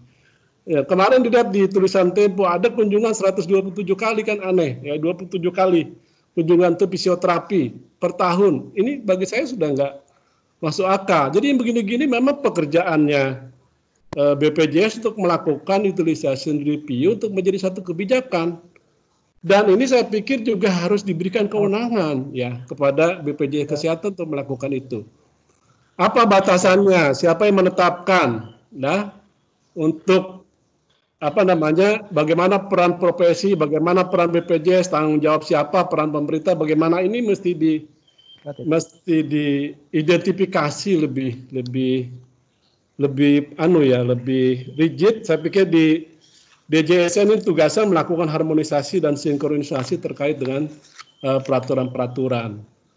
Slide. Masih ada beberapa slide. Lanjut. Oke. Ya ini saya pikir sudah ya. Jadi manfaat jaminan kesehatan yang perorangan menyangkut masalah promotif preventif untuk. Nah ini juga jadi soal nih Pak. Pelayanan yang dikenakan urun biaya kita juga belum selesaikan. Ya. Lalu saya langsung ke 19 aja deh, ke slide 19. Nah ini penting tadi yang tadi yang biru. Nah ini saya pikir penting bisa dikaitkan dengan yang biru tadi, yang biru. Satu lagi. Ya, ini kalau kita lihat kan Bapak Ibu sekalian, FKRTL yang bekerja sama dengan BPJS itu 2.494. Ini sekarang sudah nambah lagi sebetulnya 2020. Yang berikutnya sebagian besar itu swasta yang harus kita pikirkan juga bagaimana kemampuan swasta. Slide berikut. Ya, 63% rumah sakit kita itu adalah swasta yang ikut dalam BPJS. Jadi selebihnya itu rumah sakit pemerintah, BUMN dan seterusnya. Ya, lanjut. Ini yang ini terus ini kembali ke slide 19. Barangkali saya usus saja biar cepat. Terus. Ya, lanjut. Ya, ini tadi beberapa negara. Ini yang Singapura, Bapak Ibu sekalian. Kalau kita mau melihat Singapura mirip dengan Indonesia, dia ada kelas, tetapi jangan juga ikut Singapura kemudian mempertahankan standar kelas perawatan di Singapura, karena Singapura sedikit pesertanya dan 80% itu memang swasta ya. Dia rumit sekali. Walaupun ada kelas A, kelas A1, B1, B2 dan seterusnya itu ya. Kita ada kelas 1, kelas 2, kelas 3. Kalau kita ngikut ini, tapi prinsip dasarnya disampaikan Pak Ansori tadi, memang semua negara yang masuk dalam benchmark ini kayaknya memang mereka ada kelas standar ya, dengan berbagai hal. Misalnya ada co-payment, ada co-insurance. Di luar yang standar itu dia harus bayar penuh, termasuk misalnya ada Kanada menetapkan satu ruangan 4 pasien dengan 2 kamar mandi dan seterusnya ya. Di luar itu dia harus bayar. Ternyata saya ke Jepang juga begitu. Jepang juga satu ruangan untuk 4 pasien, di luar itu dia harus bayar sendiri. Dan mereka ada cost sharing 30% setiap case ya. Jadi kita memang terlalu luar biasa ya, kalau menurut kita kapanpun uangnya tidak akan cukup. Lanjut. Yang 19. Nah ini sudah disampaikan Pak Ansori tadi. Lanjut, jadi opsi-opsi tadi ya. Nah ini barangkali data terbaru ya Bapak Ibu sekalian. Kemarin saya dapat dari BPJS, kalau kita lihat ini yang PBI dengan yang pusat dan daerah itu sudah 132 juta sekian. Ditambah dengan Perpres yang baru ini, nanti bebannya pemerintah akan mensubsidi kelas 3 yang peserta bukan iya, PU dan BP ya. Itu sekitar 21 juta Pak. Jadi kalau kita melihat ini sebenarnya peran pemerintah di dalam pembiayaan atau subsidi apalah namanya, dalam perannya luar biasa. Kita lihat slide berikutnya. Itu termasuk juga 3% untuk ASN ya. Untuk TNI Polri, untuk yang lain-lain termasuk juga subsidi untuk kelas 3, BP dan PBPU. Lanjut, slide berikut. Pak Usman, please. Ya. Oke. Ya, ini satu lagi. Ya, slide berikut. Ya, ini kalau kita lihat Pak, ada 132 total, ya. Kalau kita lihat hampir 63%, hampir 70% itu sebenarnya dana itu berasal dari pemerintah. APBN. Jadi APBN dan APBD Pak sebagian kecil. Ada juga sekitar 8,9% ya, itu yang dari APBD. Jadi iuran di bulan April sampai dengan Juni 2020 menggunakan Perpres 82 dan seterusnya, ini ada breakdown-nya. Dan Januari sampai dengan Maret masih menggunakan 75 yang kemudian dibatalkan. Barangkali itu yang ada lagi nggak ya? Masih nanti di sharing Pak. Oke, nanti ini jadi bahan saja buat mahasiswa juga. Ini data terbaru untuk capaian-capaian kepesertaan dan pembiayaan yang sudah ada di BPJS Kesehatan. Terima kasih. Assalamualaikum warahmatullahi wabarakatuh. Waalaikumsalam warahmatullahi wabarakatuh. Terima kasih Pak Usman. Ini catatan bagi peserta attendee yang rekan-rekan dari praktisi asuransi dan mahasiswa. Semua data nanti kita file yang berharga dari pembicara tolong nanti di-share. Tapi khususnya pada industri asuransi, coba kita lihat alternatif yang disampaikan Pak Usman maupun Pak Ansori. Karena di situ akan tergambar di mana ruang industri asuransi ke depan kalau JKN ini melaksanakan Perpres 64. Termasuk yang disebut-sebut oleh Pak Usman tadi, urun biaya dan lain sebagainya, co-payment. Lah kalau publik dikenakan co-payment berarti dia membutuhkan proteksi kalau terpaksa harus membayar sebagian dari pengobatannya. Saya persilahkan berikut, mohon sabar nanti setelah Pak Ali, praktisi ini tadi istilahnya Pak Usman, ada dua praktisi kita sebetulnya, Pak Ali dan nanti Pak Daniel, walaupun kapasitasnya di forum ini mewakili Persi. Tapi Pak Daniel kan itu BOD daripada 16 rumah sakit. Saya persilahkan Pak Ali dulu, Pak Ali Gufron, siap slide-nya Pak? Dewi? Siap Dewi, Pak Ali? Halo Pak Ali? Pak Ali? Pak Ali bisa masuk? Oh ini sudah. Slide-nya Pak Ali ya. Pak Ali terakhir Direktur Utama Rumah Sakit Persahabatan. Assalamualaikum.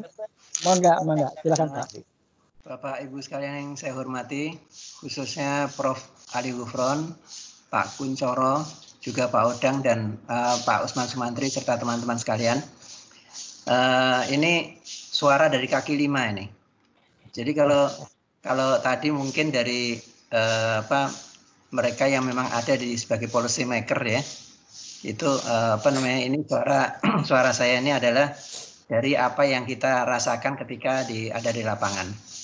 Ini langsung, makanya saya judulnya cuma kelas standar gitu aja.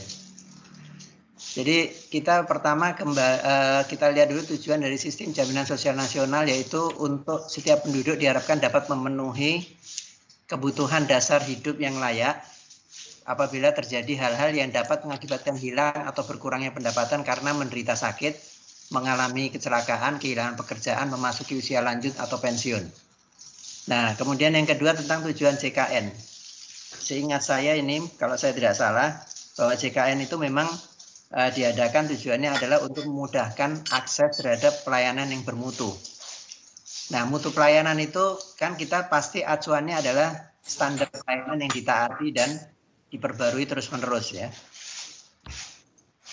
Dalam hal ini tentu sekarang sudah kita laksanakan bahwa standar pelayanan, mutu pelayanan itu adalah mengacu kepada standar yang ada di akreditasi. Dalam hal ini semua rumah sakit sudah diwajibkan untuk akreditasi. Nah, agar pelayanan bermutu dan terlaksana, maka dilakukan dengan sistem akreditasi. Kemudian yang kedua adalah penilaian kinerja yang berorientasi mutu dan keselamatan, yaitu sistem remunerasi yang berkeadilan. Dan yang ketiga yaitu pelayanan kesehatan dengan standar yang sama. Tadi masih slide ketiga tadi ya, slide ketiga. Nah ini.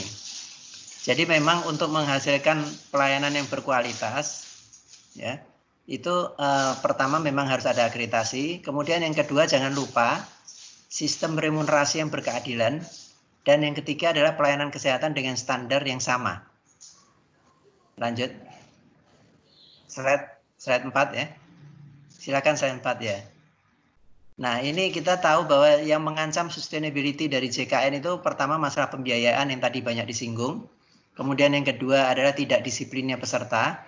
Yang saya rasa kedua hal ini merupakan tugas dari BPJS.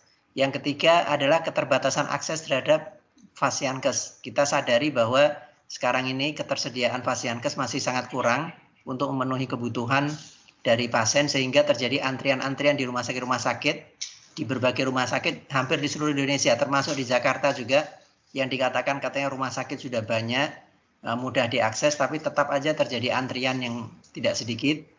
Kemudian juga yang keempat, luasnya manfaat dan luasnya cakupan, ini juga yang mengancam sustainability dari JKN. Oleh karena itulah di dalam peraturan perundang-undangan sudah diminta supaya dilakukan pembatasan-batasan. Slide selanjutnya. Nah ini kita lihat Perpres 64 tahun 2020 pasal 54A. Di situ disebutkan untuk keberlangsungan pendanaan jaminan kesehatan, Menteri bersama Kementerian Lembaga terkait, organisasi profesi dan asosiasi fasilitas kesehatan melakukan peninjauan manfaat jaminan kesehatan sesuai kebutuhan dasar kesehatan dan rawat inap kelas standar paling lambat bulan Desember 2020. Jadi kalau melihat ini, dan ini sudah ada di dalam Perpres, artinya kita Desember 2020 itu mesti sudah jadi, sudah siap gitu. Artinya 2021 itu sudah jalan sistem kelas standar. Oleh karena itu, memang menurut saya kita mesti cepat membuat keputusan.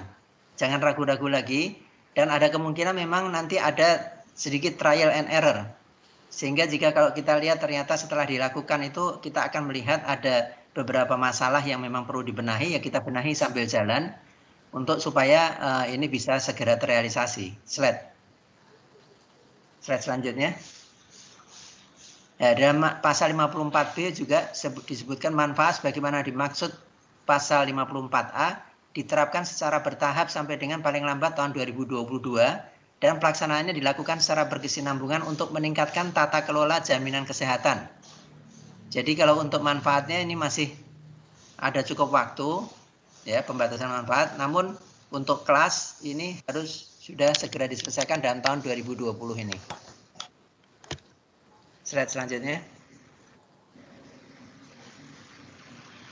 Ya, nah ini kalau kita perhatikan, kita kalau bicara kelas standar, orang pasti bicara ini mau di kelas berapa yang akan dijadikan kelas standar. Menurut saya kan begini, setiap pasien datang ke rumah sakit, baik itu dia dirawat di kelas 3, kelas 2, kelas 1, VIP, super VIP dan sebagainya, itu standar mutunya sama semua. Karena di dalam sekarang rumah sakit di Indonesia ini sudah menjalani akreditasi, dan di dalam akreditasi itu tidak boleh membeda-bedakan mutu pelayanan pasien dari kelas VIP sampai kelas 3. Oleh karena itu yang menjadi masalah dalam kelas standar ini, yang menjadi concern kita adalah mau ditunjuk kelas berapa. Kalau dikatakan misalnya tidak bisa sistem kelas tapi harus standar satu kelas itu isinya berapa orang dan sebagainya, maka yang akan terjadi adalah itu bongkar tembok yang seperti Pak Odang mengatakan.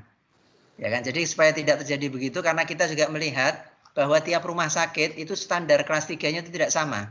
Ada rumah sakit yang kelas 3 ruangannya pakai AC, ada yang pakai fan misalnya, dan sebagainya, dan lain-lain fasilitas lain ya. Jadi menurut saya yang sudah ada sekarang ini, kelas 3 yang sudah ada, inilah yang cocok untuk PBI. Adapun yang non PBI itu sebaiknya memang kelas 2.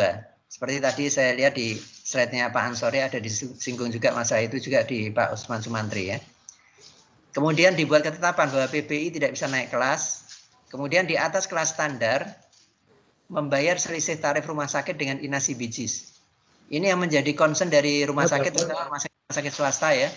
Kenapa mana yang di atas kelas standar itu? Nah, menurut saya di atas kelas standar yang membayar selisih tarif rumah sakit dengan inasi bijis. Atau kalau merasa misalnya perlu distandarisir lagi tarif-tarif kelas 1 dan sebagainya, meskipun tadi saya katakan bahwa kelas 1 di rumah saya Persahabatan misalnya berbeda dengan kelas 1 di Siloam misalnya gitu, atau kelas 1 di rumah sakit Harapan Kita, berbeda standarnya. Kalau kita mau bikin bahwa itu harus dibatasi, maka tetapkan aja persentasenya, berapa persen dari tarif, seperti yang kemarin sudah diambil kebijakan untuk naik kelas yang sudah berjalan ini. Ya. Slide selanjutnya.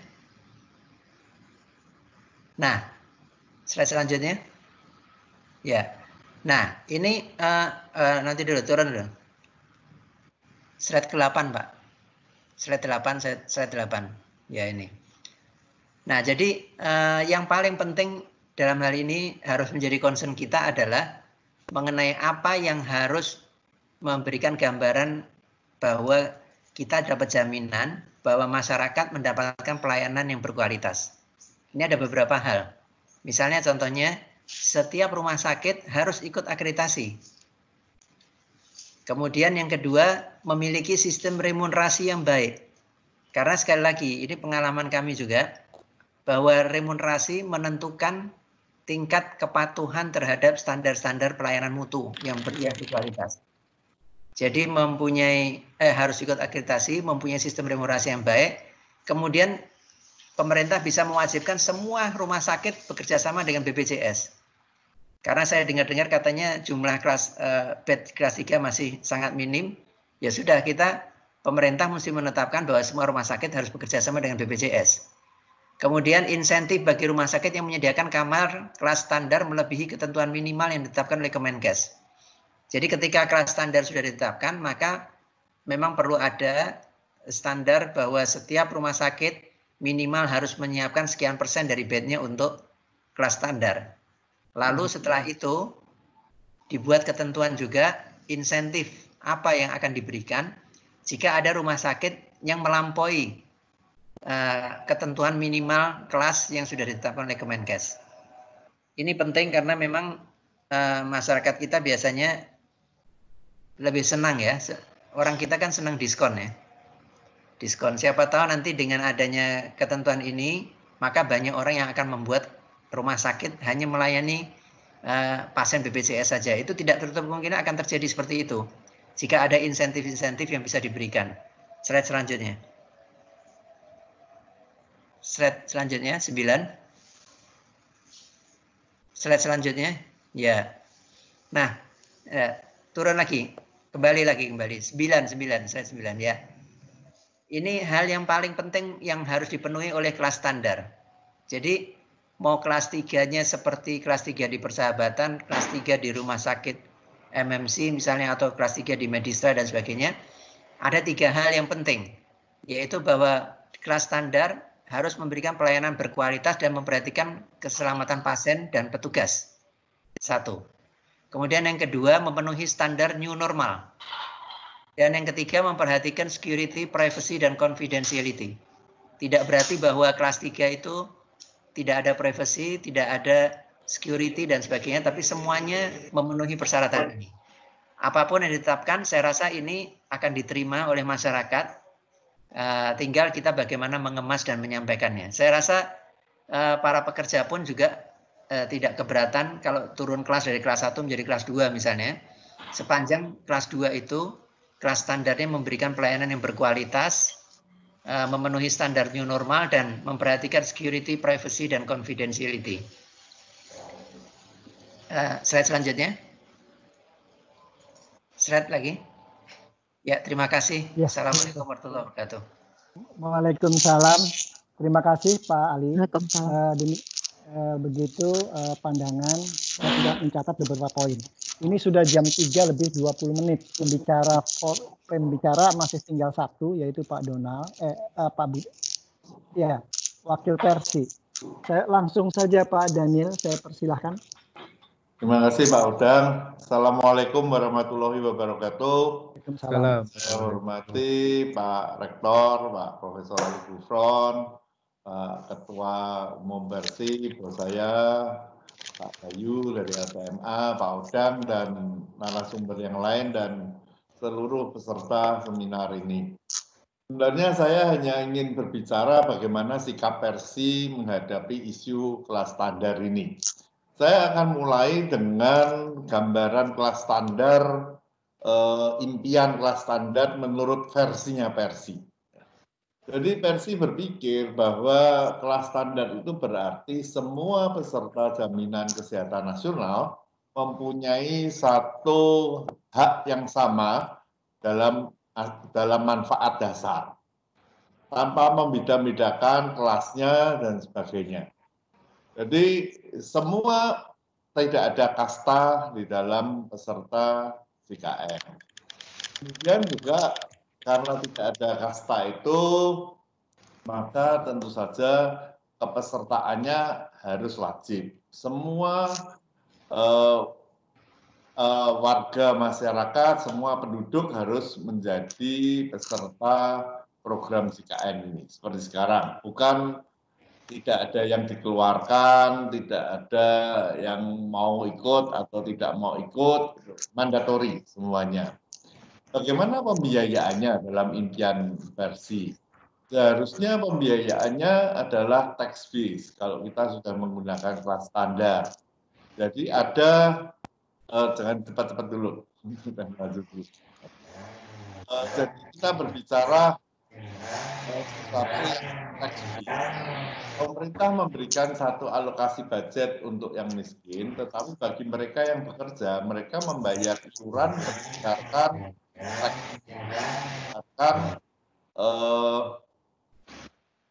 berdasarkan pendapatannya.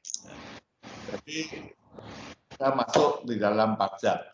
Sehingga kita tidak berbicara sesuatu yang harus menarik iuran, tapi secara otomatis sudah terintegrasi. Nah,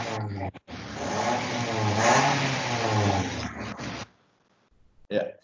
Nah.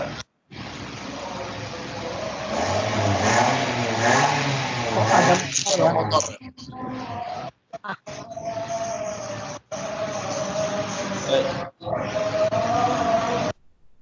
Baik, saya lanjutkan. Jadi ini adalah gambaran kelas standar menurut versi.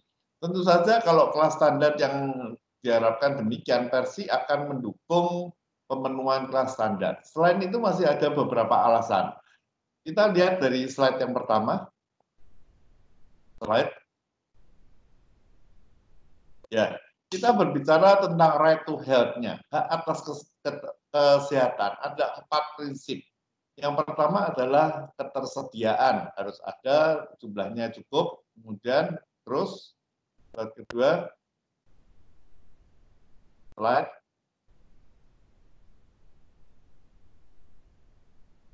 Mohon maaf, slide-nya. Ya. Kemudian accessibility, kita berbicara ada 4 turunan prinsip keterjangkauan, non-diskriminasi, keterjangkauan fisik, keterjangkauan ekonomi, kemudian kita berbicara acceptability, kita berbicara untuk kualitas. Ini adalah hak atas kesehatan. Saya kira 4 prinsip hak atas kesehatan ini tidak ada yang dilanggar dengan prinsip kelas standar.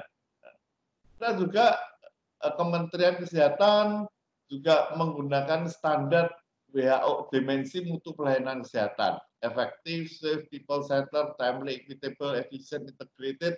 Ketujuh unsur ini pun harusnya tidak dilanggar dengan kebijakan kelas standar. Jadi secara hak atas kesehatan tidak ada pelanggaran dengan penerapan kelas standar. Kemudian kalau kita berbicara dari penggagas sistem jaminan sosial nasional tahun 2004, sejak tahun pada pasal 3 sudah dikatakan bahwa memberikan jaminan kebutuhan hidup dasar yang layak, ya, beserta kemudian juga pasal 19 asuransi sosial dengan prinsip ekuitas dan kebutuhan dasar. Tuh, hilang. Oh, maaf. Mohon maaf kok hilang.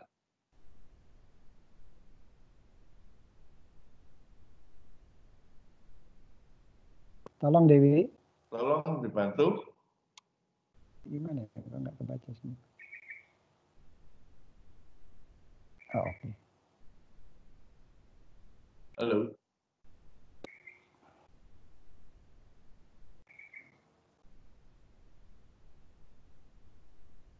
Ya. Ya.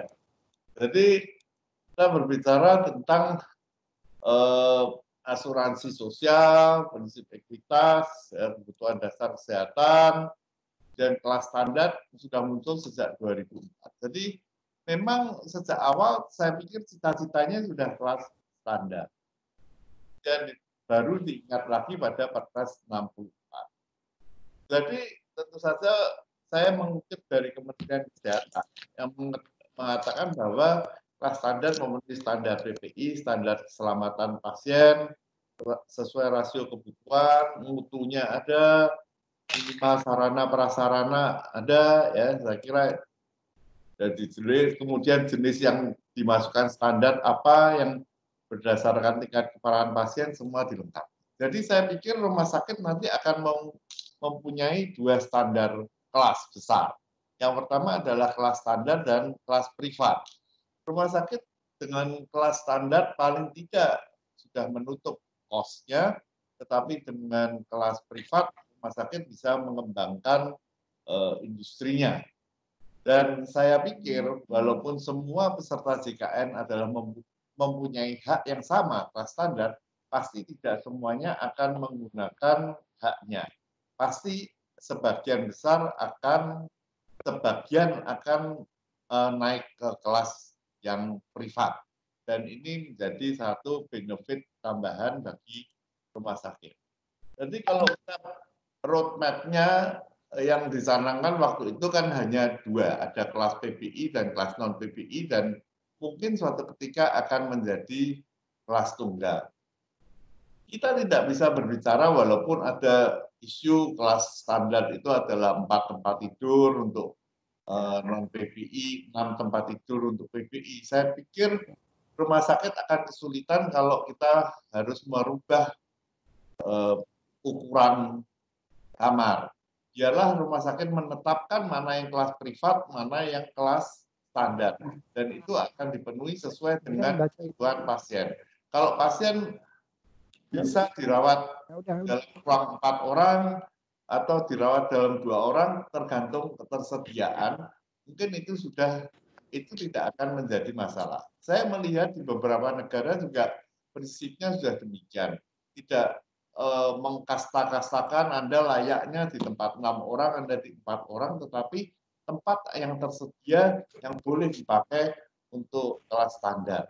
Tapi untuk kelas privat umumnya adalah kamar 1 orang. Assalamualaikum, Pak. Ya, Pak. Iya, sebentar. Jadi ini tadi sudah disampaikan kondisi ya, kebutuhan tempat tidur, dan saya pikir kita selama ini berbicara tentang pembiayaan kesehatan. Kalau dengan kelas standar, saya pikir kita juga menyelesaikan banyak hal. Bisa saja rumah sakit dibayar dengan global budget untuk penggunaan kelas standar berdasarkan perhitungan utility-nya. Toh nanti rumah sakit akan masih mendapat income tambahan dari kamar-kamar kelas privatnya. Tapi paling tidak cost recovery untuk operasional rumah sakit sudah ada di depan. Hitungannya juga akan menjadi lebih mudah. Jadi masih ada perdebatan juga kelas standar PPI non PPI dengan kelas standar tunggal.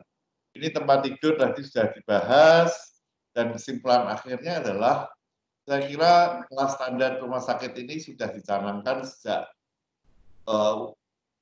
mulainya Undang-Undang Nomor 40 Tahun 2004. Berarti ini memang sudah menjadi cita-cita awal.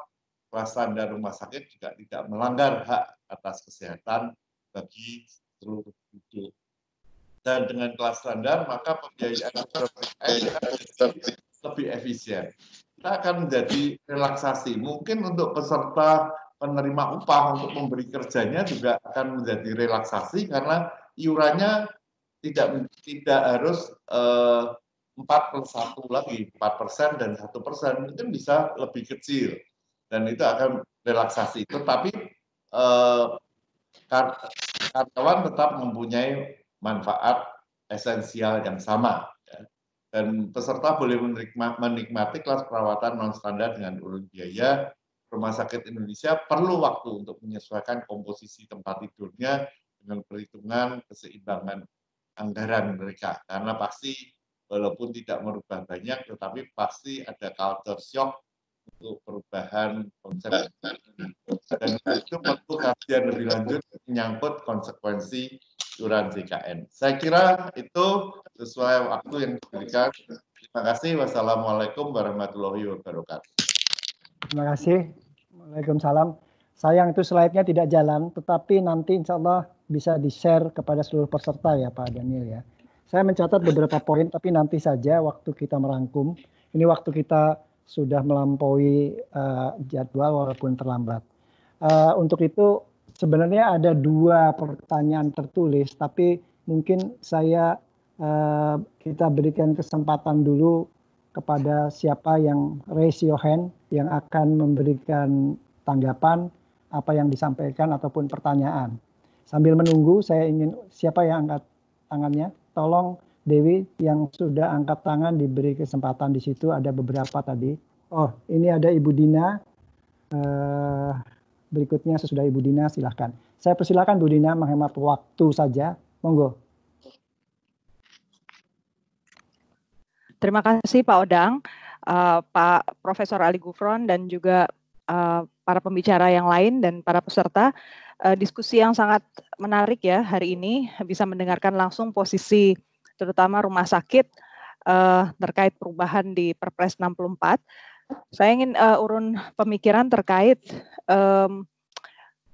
prioritas ya. Kalau kita bicara soal JKN, sebenarnya memang substansinya ada begitu banyak hal yang ingin dicapai dalam satu waktu. Tetapi menurut hemat saya prioritasnya jangan sampai melenceng dari tujuan awal SJSN, yakni ekuitas, aksesibilitas mutu layanan. Karena pada awalnya banyak orang kan di Indonesia ini menggunakan out of pocket ya, bahkan meninggal tanpa pengobatan medis. Nah, sebagai negara yang ekonominya digenjot dan kita bercita-cita tinggal landas, kalau masyarakatnya masih mengandalkan uang sendiri dan banyak yang bergelimpangan hanya karena tidak punya layanan kesehatan, itu nggak pantas gitu ya. Jadi jangan sampai hanya karena masalah administrasi, karena peraturan Perpres ini juga efeknya di administrasi, di tatanan diskursus kebijakan mungkin rapi ya, selesai di antara kita, tetapi di tatanan administrasi dan juga di tatanan politik tadi, Pak Usman sudah menangkap bahwa sebenarnya masih ada perbedaan pendapat antara siapa mengerjakan apa, wewenangnya apa. Itu saya bilang tataran politik. Kalau itu belum selesai, efeknya nanti di pasien, di dokter, di rumah sakit, di petugas BPJS yang di rumah sakit. Mereka lah yang ada di garda terdepan dan harus menyelesaikan perbedaan pendapat itu. Artinya perubahan sih boleh-boleh aja, karena sistem implementasi dan pendataan penduduk itu belum lengkap. Saya sih berharap tetap ada relaksasi aturan. Jadi jangan terlalu idealis, terlalu kaku pada tataran implementasinya, tapi justru nanti konsekuensinya pada kelompok masyarakat tertentu akan ditolak ya manfaat ekuitas layanan kesehatannya. Jadi kalau kita lihat misalnya ya, saya kasih contoh, pikiran yang mainstream sekarang kan kalau bisnis jalan, lapangan kerja tercipta, ekonomi baik. Nah problemnya di tataran kesehatan, efeknya adalah sejumlah pebisnis bisa punya alasan untuk dikecualikan kewajibannya. Jadi cara mewajibkan pembayaran iuran misalnya, itu nggak sama Pak di lapangan. Ada sejumlah pebisnis yang akhirnya tidak terlalu keras gitu ya, BPJS maupun pemerintah ketika mewajibkan dia membayar iurannya. Padahal kita tahu pekerja itu gajinya berapa, tapi yang dikutip berapa gitu kan, lebih kurang daripada itu. Kemudian kontradiksi antara Kementerian Keuangan, Vaskes, dan dengan masyarakat itu sangat kentara. Orang-orang yang punya penyakit menahun, bahkan penyakit yang sudah tidak bisa sembuh seperti hemodialisis misalnya, itu jadi kerepotan nih kalau berhadapan dengan sistem yang pendataan dukcapilnya aja belum lengkap. Mereka nggak bisa bekerja lagi. Kemudian pekerja-pekerja yang PHK kemarin, misalnya gara-gara COVID ini kan banyak sekali orang yang PHK. Itu jaminan perlindungan 6 bulan di banyak tempat itu akhirnya nggak terpenuhi. Karena mereka masih harus menunggu putusan pengadilan hukum industrial yang posisinya domisilinya ada di luar kota mereka.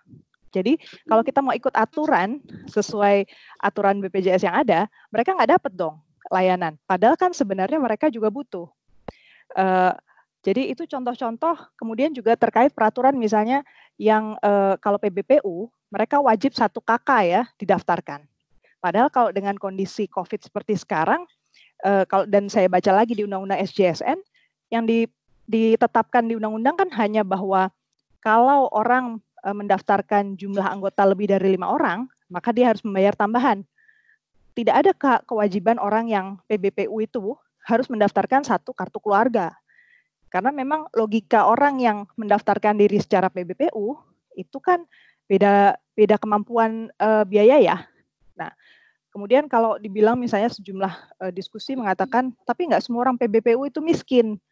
Ya sekarang bagaimana caranya? Tadi idenya Pak Daniel menarik nih. Kita sistemnya pajak aja, jadi terbuka berdasarkan pelaporan pajak dia. Kalau spendingnya dia memang tinggi, kenapa dia kemudian ikut JKN justru di PBPU yang kelas 3 misalnya? Itu kan jadi nggak fair gitu ya.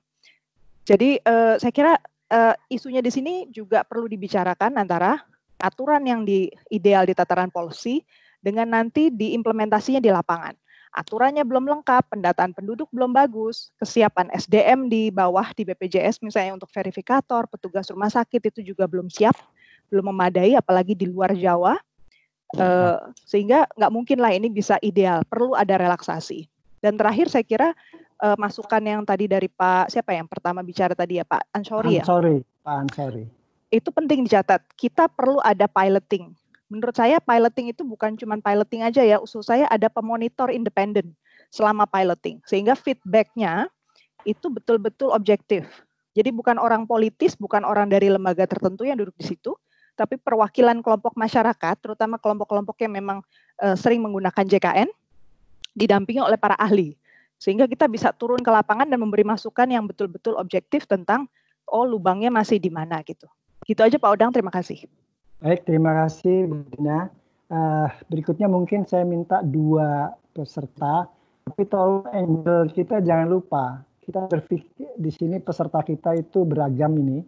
Terus ada juga kalangan industri asuransi yang ingin mendengarkan apa pandangan kita kalau pasal 54 diterapkan, di mana peluangnya. Tadi sudah disebut ada urun biaya, cost sharing, segala macam. Saya persilahkan raise your hand, Bapak Ibu. Kita ada waktu mungkin 35-40 menit. Saya persilahkan. Kalau tidak ada, saya komentarin terus nih. Sambil menunggu. Oke, ada? Pak Bayu, lihat. Sementara saya bacakan saja dulu, sambil menunggu yang lain bersiap. Ini ada komen tertulis, pertama dari Ibu Endang, dan juga nanti dari Pak Alwin. Ibu Endang Sumiati, saya baca dulu ya. Itu menyampaikan pandangannya. Saya berpendapat untuk iur biaya naik kelas dari sisi akomodasi untuk kelas standar, akomodasi dihargai berapa, untuk iur bayar tarif akomodasi rumah sakit dikurangi, akomodasi kelas standar yang ditetapkan Kemenkes, untuk protesa implan bisa iur biaya. Juga bila menginginkan yang di atas standar, misalkan implan untuk TKR, total ini teknis banget. Jadi intinya Ibu Endang ini nanti detailnya pada waktu kita mengatur supaya memperhatikan aspek iur biaya ini. Yang kedua Pak Bayu, saya tidak bisa membaca Pak Alwin. Pak Alwin, tolong Bapak lihat. Kalau nanti Pak, sambil itu mungkin dari pembicara terhadap Ibu Endang ini, saya persilahkan siapa, apa Pak Daniel nih praktisi di lapangannya. Saya tahu persis Pak Daniel menguasai hubungannya dengan industri asuransi. Pertanyaan Ibu Endang, Pak Daniel. Baik, Pak Odang, izin menjawab. Ya, kalau memang kelas standar diterapkan, justru ini adalah peluang buat teman-teman yang ada di industri asuransi. Karena pasti secara strata sosial, tidak semua orang bersedia menempati kelas standar yang bisa bayar. Tetapi mereka punya hak, sehingga mereka harus meningkatkan haknya. Jadi ini asuransi komersial, asuransi kesehatan komersial pasti akan berkembang lebih cepat. Dan kemudian karena ada hak-hak dasar, hak-haknya mungkin tidak sekomprehensif sekarang. Ada batasan-batasan tindakan yang bisa dilakukan karena perhitungan kos, misalnya operasi yang bisa dilakukan dengan open surgery atau laparoskopi, maka yang ditanggung hanya senilai tindakan dengan open surgery, ya, dengan dahan terbuka. Tetapi dengan pembedahan minimal invasif tidak dibayarkan, sehingga ini. Tapi itu bisa dilakukan dengan top up, sehingga nanti risikonya kita bisa pindahkan itu ke asuransi. Industri asuransi. Demikian juga untuk staff, untuk pekerja. Pekerja selama ini pasti sudah mempunyai hak yang mungkin jauh lebih baik dari kelas standar dalam tanda kutip yang akan dibuat itu. Dan maka perusahaan pasti akan membayar double insurance kan. Yang pertama adalah manfaat dasarnya pasti ikut dalam program jaminan kesehatan nasional. Tetapi manfaat tambahannya kan beli juga dari asuransi supaya hak pekerjanya tidak berkurang, hak amenitisnya maksudnya, hak kenikmatan dalam perawatannya. Jadi ini akan mendorong betul industri asuransi untuk bertumbuh. Industri rumah sakit juga akan bertumbuh dengan adanya hal semacam ini. Karena iur biaya bukan lagi menjadi sesuatu yang tabu, tetapi menjadi sesuatu yang normal. Kita bisa menetapkan untuk pelayanan privat ini sesuai dengan marketplace, dengan market price, ya, dengan harga pasarnya yang dengan perhitungan cost yang benar-benar masuk. Kalau mungkin kelas standarnya ya mungkin hanya cost recovery plus berapa persen lah. Karena pasti kan profitnya kan sudah diatur. Ya. Kita kalau sesuatu yang bersifat banyak, nggak mungkin profitnya ini kan dibebaskan sebebas-bebasnya. Ya kan pasti ada profit capping. Dan ini kita harus sadari betul bahwa untuk kelas standar pasti rumah sakit tidak bisa mendapatkan banyak karena ada kebijakan profit capping. Karena unit cost-nya kan sudah terbuka semua. Jadi saya kira ini yang menarik dan mungkin untuk manfaat standar sudah tidak ada iur biaya lagi. Karena semuanya sudah diatur sesuai dengan manfaat dasarnya yang standar. Ini impian. Bukan kebijakan ya, ini baru sesuatu impian yang ada di benak dari kami. Saya kira demikian Pak Odang. Baik Pak Daniel, terima kasih. Sebelum berikut saya bacakan dulu, ini ada dari Pak Alwin Sahlin. Mungkin ini lebih tepat nanti ditujukan kepada kalau mungkin Pak Ali, mohon bersiap untuk memberikan pandangan pertanyaan beliau ini. Usulan untuk pengawasan terhadap rumah sakit yang melaksanakan peraturan pemerintah karena pelaksanaan atas peraturan terdahulu masih dirasa menganaktirikan peserta jaminan kesehatan. Ini senada dengan Ibu Dina tadi, Ibu Dina Prapto. Kemudian mulai dari hal antrian tidak layak sampai dengan sehingga terlihat kesenjangan pelayanan. Nah, Pak Ali kan praktisi langsung atas keluhan seperti ini yang sebetulnya tadi juga digambarkan oleh Ibu Dina Prapto kan kesimpang siuran antara kebijakan dengan praktek di lapangan. Apakah Pak Ali monitor ini Pak, bisa memberikan pandangan? Saya persilahkan Pak Ali. Ya, baik, terima kasih. Saya rasa kita kan sudah ada badan pengawas rumah sakit ya. Jadi di setiap daerah itu sudah ada badan pengawas rumah sakit. Biasanya keluhan-keluhan demikian ini langsung dikirimkan ke badan pengawas rumah sakit. Badan pengawas rumah sakit biasanya akan langsung menghubungi rumah sakitnya. Saya sendiri juga pernah dulu dihubungi oleh BPRS, Badan Pengawas Rumah Sakit, yang kemudian menanyakan tentang satu kasus tertentu dan kemudian kita berikan jawaban tertulis.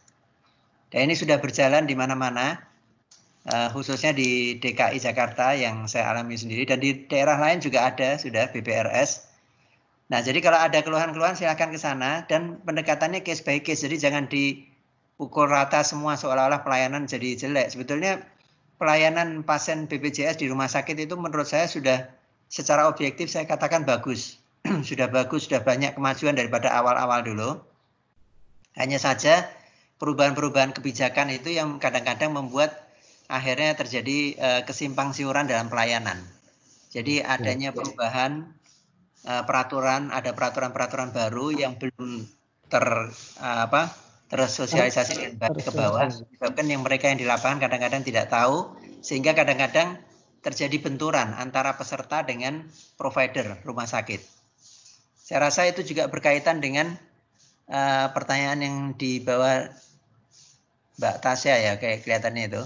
Mengenai adanya pasien yang tidak dilayani di rumah sakit, saya rasa itu sama saja. Jadi biasanya karena misalnya pasien sudah lama tidak membayar iuran atau kartunya tidak aktif. Jadi bukan semata-mata kesalahan dari rumah sakit, Meskipun mungkin ada juga 1-2 kasus yang memang masalahnya di rumah sakit, tapi lebih banyak terjadi karena kesimpang siuran dalam pemahaman terhadap peraturan atau kebijakan. Jadi ada kebijakan baru dari BPJS tidak tersosialisasi ke peserta, ya kan? Sementara kami di rumah sakit sudah tahu ada kebijakan itu, pada waktu pelayanan tidak bisa memberikan pelayanan karena ada peraturan-peraturan tertentu yang dilanggar oleh peserta. Yang terbanyak adalah masalah tidak tertibnya pembayaran iuran, misalnya begitu. Saya rasa mungkin itu, Pak. Terima kasih, Pak Ali. Sebelum saya bacakan beberapa ini, saya mau minta kesiapan Pak Ronald dari Kementerian Keuangan. Karena tadi Pak Usman kan menyebutkan hampir 80% iuran itu bersumber dari APBN. Apalagi kalau mau kita hitung kaitannya. Sedangkan Perpres 64 itu tujuannya justru untuk menjaga kesinambungan. Saya pikir kalau belum ada yang mau raise your hand, sekarang kalau belum ada yang raise tangan ya, sambil menunggu saya persilahkan kalau Pak Ronald masih on, mohon disampaikan pandangannya atas keseimbangan pembiayaan yang dimaksud dengan Perpres 64 ini. Tadi sudah disinggung. Pak Ronald, silakan Pak. Odang, mohon maaf videonya masih off Pak. Tadi saya coba on, kayaknya ada sesuatu di PC saya ini. Terima kasih Bapak Ibu semua. Ini juga Pak Odang mendadak mengajak saya kemari. Kebetulan saya lagi ada waktu. Terkait pembahasan ini Pak, saya mohon izin untuk langsung ke yang kelas standar dulu Pak. Sekedar mengingatkan Bapak Ibu, sebenarnya kelas standar ini sudah diusung sejak jauh-jauh hari. Kalau Bapak Ibu mengikuti, kita punya roadmap JKN tahun 2012 sampai 2019. Itu salah satu Dewan Penyusun itu ya Pak Usman juga, kalau nggak salah. Dan itu Pak Prof. Ali juga, Pak Ali Gufron, Prof. Ali Gufron masih sebagai Wamenkes kalau saya tidak salah. Itu di situ nomor 3. Kalau tidak salah di tabel awal-awal tuh di tabel 1, nomor 3 itu sasarannya. By 2019 sudah tidak ada lagi perbedaan kelas rawat inap. Nah, itulah Bu, itu Bapak Ibu saya mau ingatkan lagi. Jadi ini sebenarnya bukan sesuatu yang baru. Justru setiap ada revisi Perpres itu saya mengingatkan, revisi Perpres di 2016, revisi Perpres di 2018 saya ingatkan terus. Kami dari Kemenq waktu tahun 2013 selalu coba mengingatkan bahwa di undang-undang aturannya itu kelas untuk rawat inap itu kelas standar. Tapi berbagai banyak masukan, termasuk Kemenkes saat itu bilang, Pak infrastrukturnya belum siap Pak. Oh oke, kalau gitu kita buat bertahap ya. Kita buat bertahap. Nah, disepakati 2019. Tapi setiap revisi Perpres, pentahapannya apa nih? Saya ingat sekali, saya selalu ingatkan. Tapi kita jadi terlupa tuh, lupa. Jadi benar tadi yang awal-awal Pak Odang bilang, memang dulu bisa saya gambarkan penyusunan kebijakan terkait jaminan sosial kita Bapak Ibu, ya khususnya JKN lah ya. Itu kita banyak sekali menggunakan pendekatan sail the boat and fix the leak later. Gitu. Pokoknya kita jalankan dulu perahu kita. Lubang-lubang itu kita harapkan kita tanggal seiring lagi berjalannya waktu. Cuma ketika berjalan, itu kita lupa menutup lubang-lubangnya. Jadinya arahnya mulai melenceng dari arah semula. Nah, itu yang saya ingatkan terus di 2018 kembali saya ingatkan belum ada respon yang baik juga. Di 2019 kemarin Bapak Ibu di akhir 2019, nah ketemu nih menteri saya dan saya ceritakan sedikit kenapa akhirnya ada bunyi seperti itu di Perpres 64. Menteri saya bertemu dengan Menteri Kesehatan saat itu. Pak Menteri Kesehatan langsung bilang, Bu Menkyu tahu nggak kalau di undang-undang sebenarnya dibilang untuk rawat inap itu harusnya kelas standar loh. Ya tahu Pak, kan kami sering menyuarakan itu. Oh jadi Bu Menkyu setuju nih kalau kita terapi kelas standar. Ya setuju banget. Oke kita terapi. Nah waktu itu malah Pak Menkes maunya langsung sesegera mungkin gitu loh. Nah itu kami juga di tim teknis seperti yang tadi Bu Dina sampaikan. Kita punya niat baik, tapi mengubah sesuatu itu dalam waktu singkat itu juga nggak baik gitu. Jadi pelan-pelan kami ingatkan. Terakhir itu yang sekarang dipegang adalah kelas untuk PBI kelas 3, yang non PBI kelas 2. Itu pun masih kami coba ingatkan terus karena dampaknya ini sangat besar Bapak Ibu, baik terhadap pekerja formal yang di swasta, di pegawai negeri, itu sangat besar sekali. Itu yang kami coba ingatkan. Juga terhadap kemampuan masyarakat membayar. Kalau kita katakan yang non PBI kelas paling rendahnya itu kelas 2, itu butuh biaya yang nggak kecil. Kalau mereka bayar seperti struktur biaya sekarang yang kelas 2 itu 100.000, mereka sangat tidak mampu itu. Mereka sangat tidak mampu untuk bayar 100.000 tadi. Nah, itu yang kami coba ingatkan pelan-pelan, tapi saat ini sekarang sedang dibahas oleh, dikoordinir oleh DJSN, Pak Odang. Ya. Dan sekedar informasi, itu kami selalu melibatkan asosiasi rumah sakit. Yang cukup rutin hadir itu kalau tidak salah Pak Tonang. Nah, tadi kenapa sekarang di Perpres 64 pun kita buat bertahap, itu banyak kami mendengar masukan dari Pak Tonang. Pak Tonang bilang, Pak Ronald, yang rumah sakit perlukan itu adalah kejelasan kapan ini diterapkannya. Nanti rumah sakit akan menyesuaikan tadi isu kekurangan tempat tidur dan isu yang segala macamnya itu kalau sudah jelas aturannya, kami akan menyesuaikan. Tapi kami mohon jangan langsung cepat gitu loh.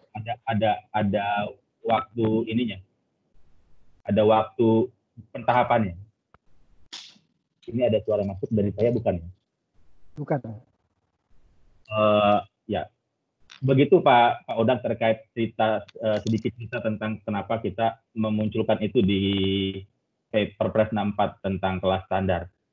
Nanti itu masih banyak lah isu-isu lainnya. Cuma kami melihatnya itu sesuatu yang sudah dipikirkan oleh para pendahulu-pendahulu kita, bapak-bapak, tokoh-tokoh ahli pada saat merumuskan Undang-Undang 40, dan kita mau mengarah ke arah sana supaya membaik lagi. Sedikit juga mungkin Pak Odang, kalau masih ada waktu, itu saya mau mengingatkan mengenai tadi ada beberapa usulan, kenapa sih enggak kita pakai text base saja untuk program JKN ini. Ya. Saya sampaikan ke Bapak Ibu sekalian, mungkin sudah ada yang tahu juga bahwa kita tidak seperti negara maju yang penerimaan pajak sebagian besar berasal dari personal income tax, kita masih sangat mengandalkan dari corporate income tax. Dari PPh pribadi, kita itu sangat-sangat rendah Bapak Ibu. Dari 270 juta jiwa penduduk Indonesia, itu yang punya NPWP hanya sekitar 35 jutaan. Yang bayar pajak, yang penghasilannya di atas PTKP, itu hanya sekitar 15-16 juta jiwa. 15 juta. Jadi, dan sekarang dengan kondisi COVID begini, dan bahkan kalau Bapak Ibu perhatikan beberapa tahun terakhir, tren penerimaan pajak kita terhadap PDB kita, itu jadi laju PDB jadi masih lebih kencang daripada laju penerimaan pajak. Kami akui memang sistem perpajakan kita punya PR besar, punya tantangan besar. Itu sekarang turun terus Bapak Ibu. Terakhir kalau nggak salah sudah sekitar 9, bahkan mau ke 8% nih gara-gara COVID ini. Bayangkan dengan tetangga sebelah kita aja Malaysia sudah di kisaran 15% rasionya. 1% aja kita bertambah Bapak Ibu dari PDB kita sekarang berapa yang sekitar 15 ribu triliun. Itu 1% artinya tambahan 150 triliun Bapak Ibu. Itu besarnya minta ampun. Kalau kita bisa punya sistem pajak yang baik, banyak sekali masalah di negara ini yang selesai. Jadi memang di tengah banyak besar sekali kita struktur informal di negara kita, tantangan untuk mendapatkan penerimaan pajak dari personal income tax ini memang jadi sesuatu yang besar sekali. Itu sebenarnya salah satu cita-cita Ibu Menteri kami juga. Dia punya cita-cita sebenarnya sebelum dia selesai jabatannya sebagai Menteri Keuangan, dulu sih di awal-awal dia punya ambisi yang sangat cukup tinggi sampai 15% tax rasionya, tapi kita lihat saja. Itu sesuatu PR yang nggak mudah. Itu terkait yang tax base tadi ya Pak. Jadi memang sejauh ini kita masih memilih cara-cara seperti ini. Dan perkembangannya juga saya lihat sudah mulai ada pelan-pelan Pak Odang, dengan sekarang kan kelas 3 disubsidi sebagian iurannya. Saya yakin ketika penerimaan negara kita juga sudah terus membaik, bukan suatu mimpi lah kalau kita mengatakan nanti suatu saat kita bisa untuk JKN itu juga dari tax base gitu loh. Itu bukan sesuatu yang mimpi menurut saya. Itu sih Pak Odang. Jadi saya mau mengingatkan juga sedikit bahwa Perpres 64 ini beberapa aturan di situ sebenarnya baru sebagian kecil upaya-upaya pemerintah untuk memperbaiki ekosistem JKN kita ya Pak. Tahun 2018 Bu Menteri meminta BPKP melakukan audit populasi seluruh rumah sakit yang kerjasama dengan BPJS. Di situ kita banyak menemukan kelemahan-kelemahan dalam sistem kita ini. Salah satu upayanya itu ya yang perbaikan yang kita lakukan di Perpres 4. Mungkin itu dulu Pak Odang, nanti kalau memang ada pertanyaan lain yang bisa saya respon akan saya respon. Terima kasih. Masih banyak PR ya Pak Ronald. Banyak Pak Usman. Baik Bapak Ibu sekalian, Pak Usman, Pak Ronald, saya menghayati betul cerita Pak Ronald ini tadi, bahwa pasal 54A Perpres 64 itu merupakan tekad ulang daripada kementerian-kementerian yang bertanggung jawab di bidang jaminan sosial, termasuk diantaranya yang ngurusin APBN. Jadi ini insya Allah setelah kita, tadi Pak Ronald malah menyebutkan, minta ampun. Mudah-mudahan ini mengampuni kita semua untuk melaksanakan Undang-Undang SJSN pasal 19 sampai 23. Saya bacakan ini, kita masih ada mungkin 10 menit waktu ya. Nanti kalau misalkan Pak Ketum masih ada, mohon nanti ada closing remark ya. Ini ada pertanyaan, saat ini COB dengan BPJS terrealisasi oleh karena tidak bisa split bill dari rumah sakit, perlu dipikirkan dukungan. Yang kedua dari Bu Citra, bila kelas standar ini sudah diterapkan, apakah batasan naik kelas bagi peserta PBI dan non-PBI kaitannya bagi peserta? Saya pikir ini langsung saya saja sebagai moderator karena waktu kita singkat. Kedua hal ini nanti tentu akan dipikirkan ke depan pada waktu keluar peraturan tentang kelas standar ini tadi. Itu ya Pak Bayu dari Floor. Kemudian kita masih ada waktu mungkin 10-15 menit Pak Bayu. Masih ya, ada nggak yang raise hand? Raise hand siapa? Silakan. Pak Usman itu Pak kayaknya. Pak Usman mau bicara? Setengah menit, 1 menit Pak Usman? Nggak ada. Oke, dari teman-teman industri asuransi tadi jelas betul dengan kebijakan Perpres 64 bisa dilaksanakan, maka industri asuransi, rumah sakit bisa mempunyai sumber investasi yang lebih baik, dan kemudian juga industri asuransi juga berkembang. Itulah tujuan jaminan sosial, employment ada di situ. Termasuk kemarin waktu kita membahas FKTP. FKTP Prof. Hasbullah jelas betul mengatakan, harusnya Pak Usman bukan puskesmas, harusnya berbasis klinik swasta dan praktek dokter. Nah ini cita-cita ke depan, karena di situ ada unsur employment di situ. Ya ini mungkin topik bahasan yang lain. Kalau Pak Ketum masih ada, halo Pak Ketum, Pak, nggak ada ya? Kalau tidak ada, saya mengusulkan mungkin kalau Prof. Ali Gufron masih ada, Pak Prof, Pak Rektor. Kalau juga sudah tidak ada, mungkin karena yang mewakili Persi adalah Pak Wibowo. Halo Pak, masih ada Pak? Pak Daniel? Ya Pak. Nah, saya buka dulu kesempatan, masih ada yang raise hand. Oke. Kalau tidak, rumah sakit Pasar Minggu gimana? Timnya, pemahamannya. Oke, kalau tidak ada, saya nanti kesempatannya Pak Bayu. Salah satu closing remark itu dari perwakilan Persi, yaitu Pak Daniel, mohon kesediaannya Pak Daniel. Jangan hanya menyebutkan impiannya Persi, tapi 1-2 kata saja. Bagaimana pandangan Persi kaitannya dengan membuka lapangan kerja industri asuransi maupun rumah sakit bisa berkembang kalau dengan Perpres 64 ini. Plus yang lebih penting, seperti tadi Pak Ronald katakan, menyehatkan lingkungan daripada ekosistem daripada JKN. Kami persilahkan Pak Daniel. Oh, apa saya menyimpulkan atau Pak Daniel dulu ya Pak Bayu? Pak Daniel dulu aja. Pak Daniel dulu, monggo Pak Daniel. Baik, Pak. 1 menit ya. Ya, 1 menit. Baik, saya hanya ingin menyampaikan harapan kalau kelas standar ini sudah diterapkan. Yang pertama pasti kita berharap BPJS Kesehatan secara fiskal akan lebih sehat. karena pembiayaan akan terkendali dan perhitungan cost-nya sudah sangat-sangat jelas dan mudah. Yang kedua adalah rumah sakit bisa terbantu karena rumah sakit masih mempunyai peluang untuk pendapatan untuk pelayanan untuk privatnya dan yang naik kelas. Peserta JKN bisa menjadi universal coverage dan semua mempunyai hak yang sama. Orang miskin tidak boleh mati karena sakitnya, karena selalu mendapat fasilitas, dapat mengakses ke fasilitas kesehatan. Tetapi yang ingin menaikkan manfaatnya bisa dengan membayar urun biaya atau membeli asuransi tambahan. Dan yang keempat, industri asuransi kesehatan komersial juga akan berkembang. Dari sisi ini saya pikir kelas standar adalah baik untuk semua dan kami dari Persi mendukung untuk segera implementasi kelas standar untuk peserta JKN.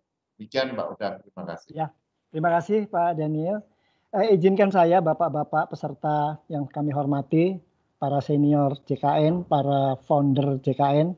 Karena apa? Ini seperti Pak Usman ini kan mulai dengan jam kesmasnya dulu yang dan sebagainya. Ibu Dina juga banyak share-nya. Izinkan saya ada 10 poin Pak Bayu, izinkan membacanya mungkin tidak lebih dari 3 menit. Yaitu pertama, ada 4 opsi yang disampaikan oleh DJSN yang sudah dipelajari sejak Pak Usman masih anggota DJSN, Bu Dina ikut share di situ yang disebut Pak Ansori tadi. Nah ini harus dipilih sedemikian rupa dengan baik, dengan memperhatikan tadi aspek-aspek termasuk membuka di samping kesediaan persiapan rumah sakit, juga membuka lapangan kerja melalui industri asuransi maupun tambahan dan lain sebagainya.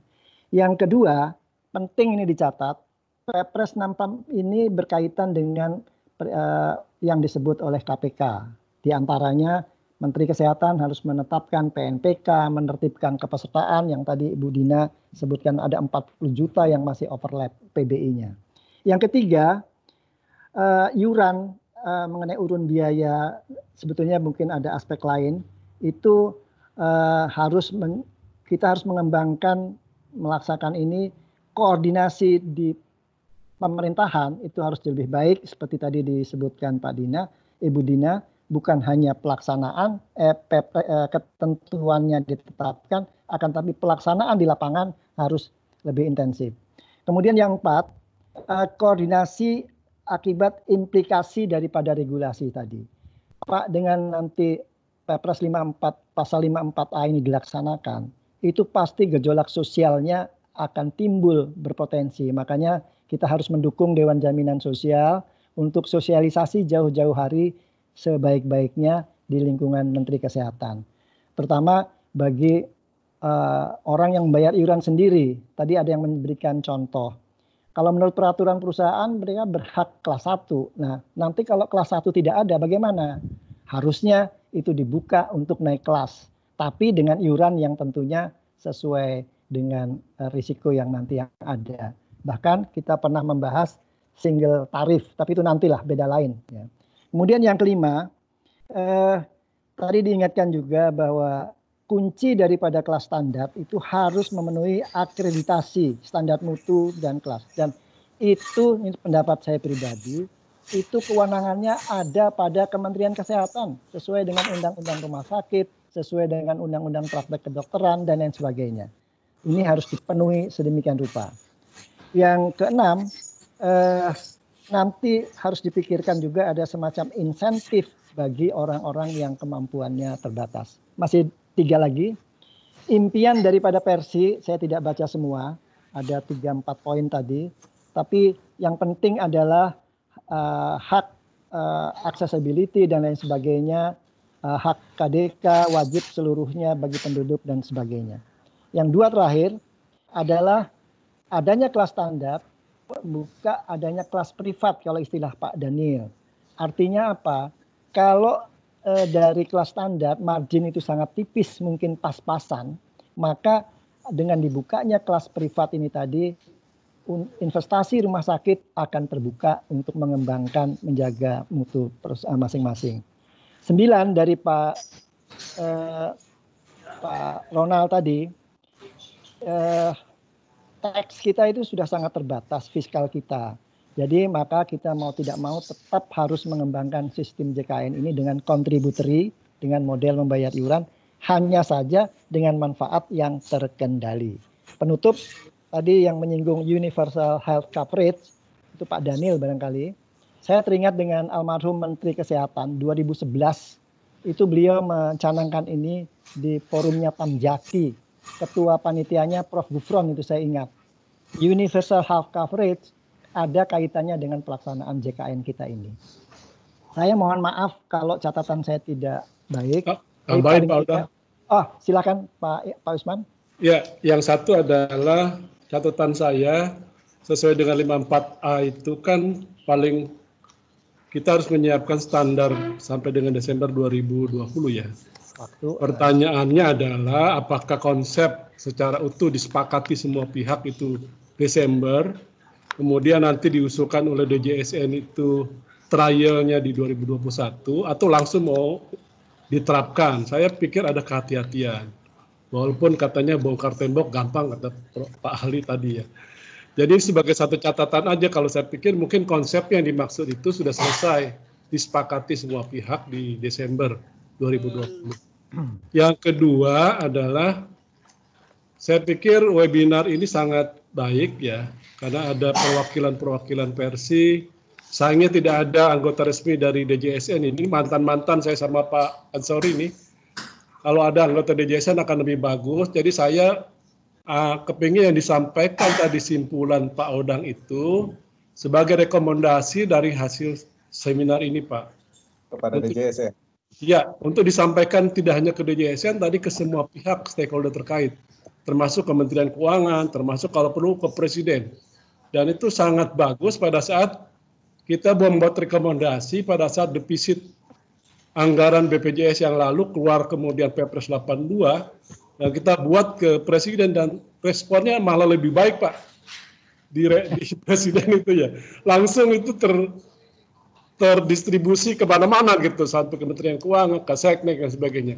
Saya pikir ini momen yang bagus.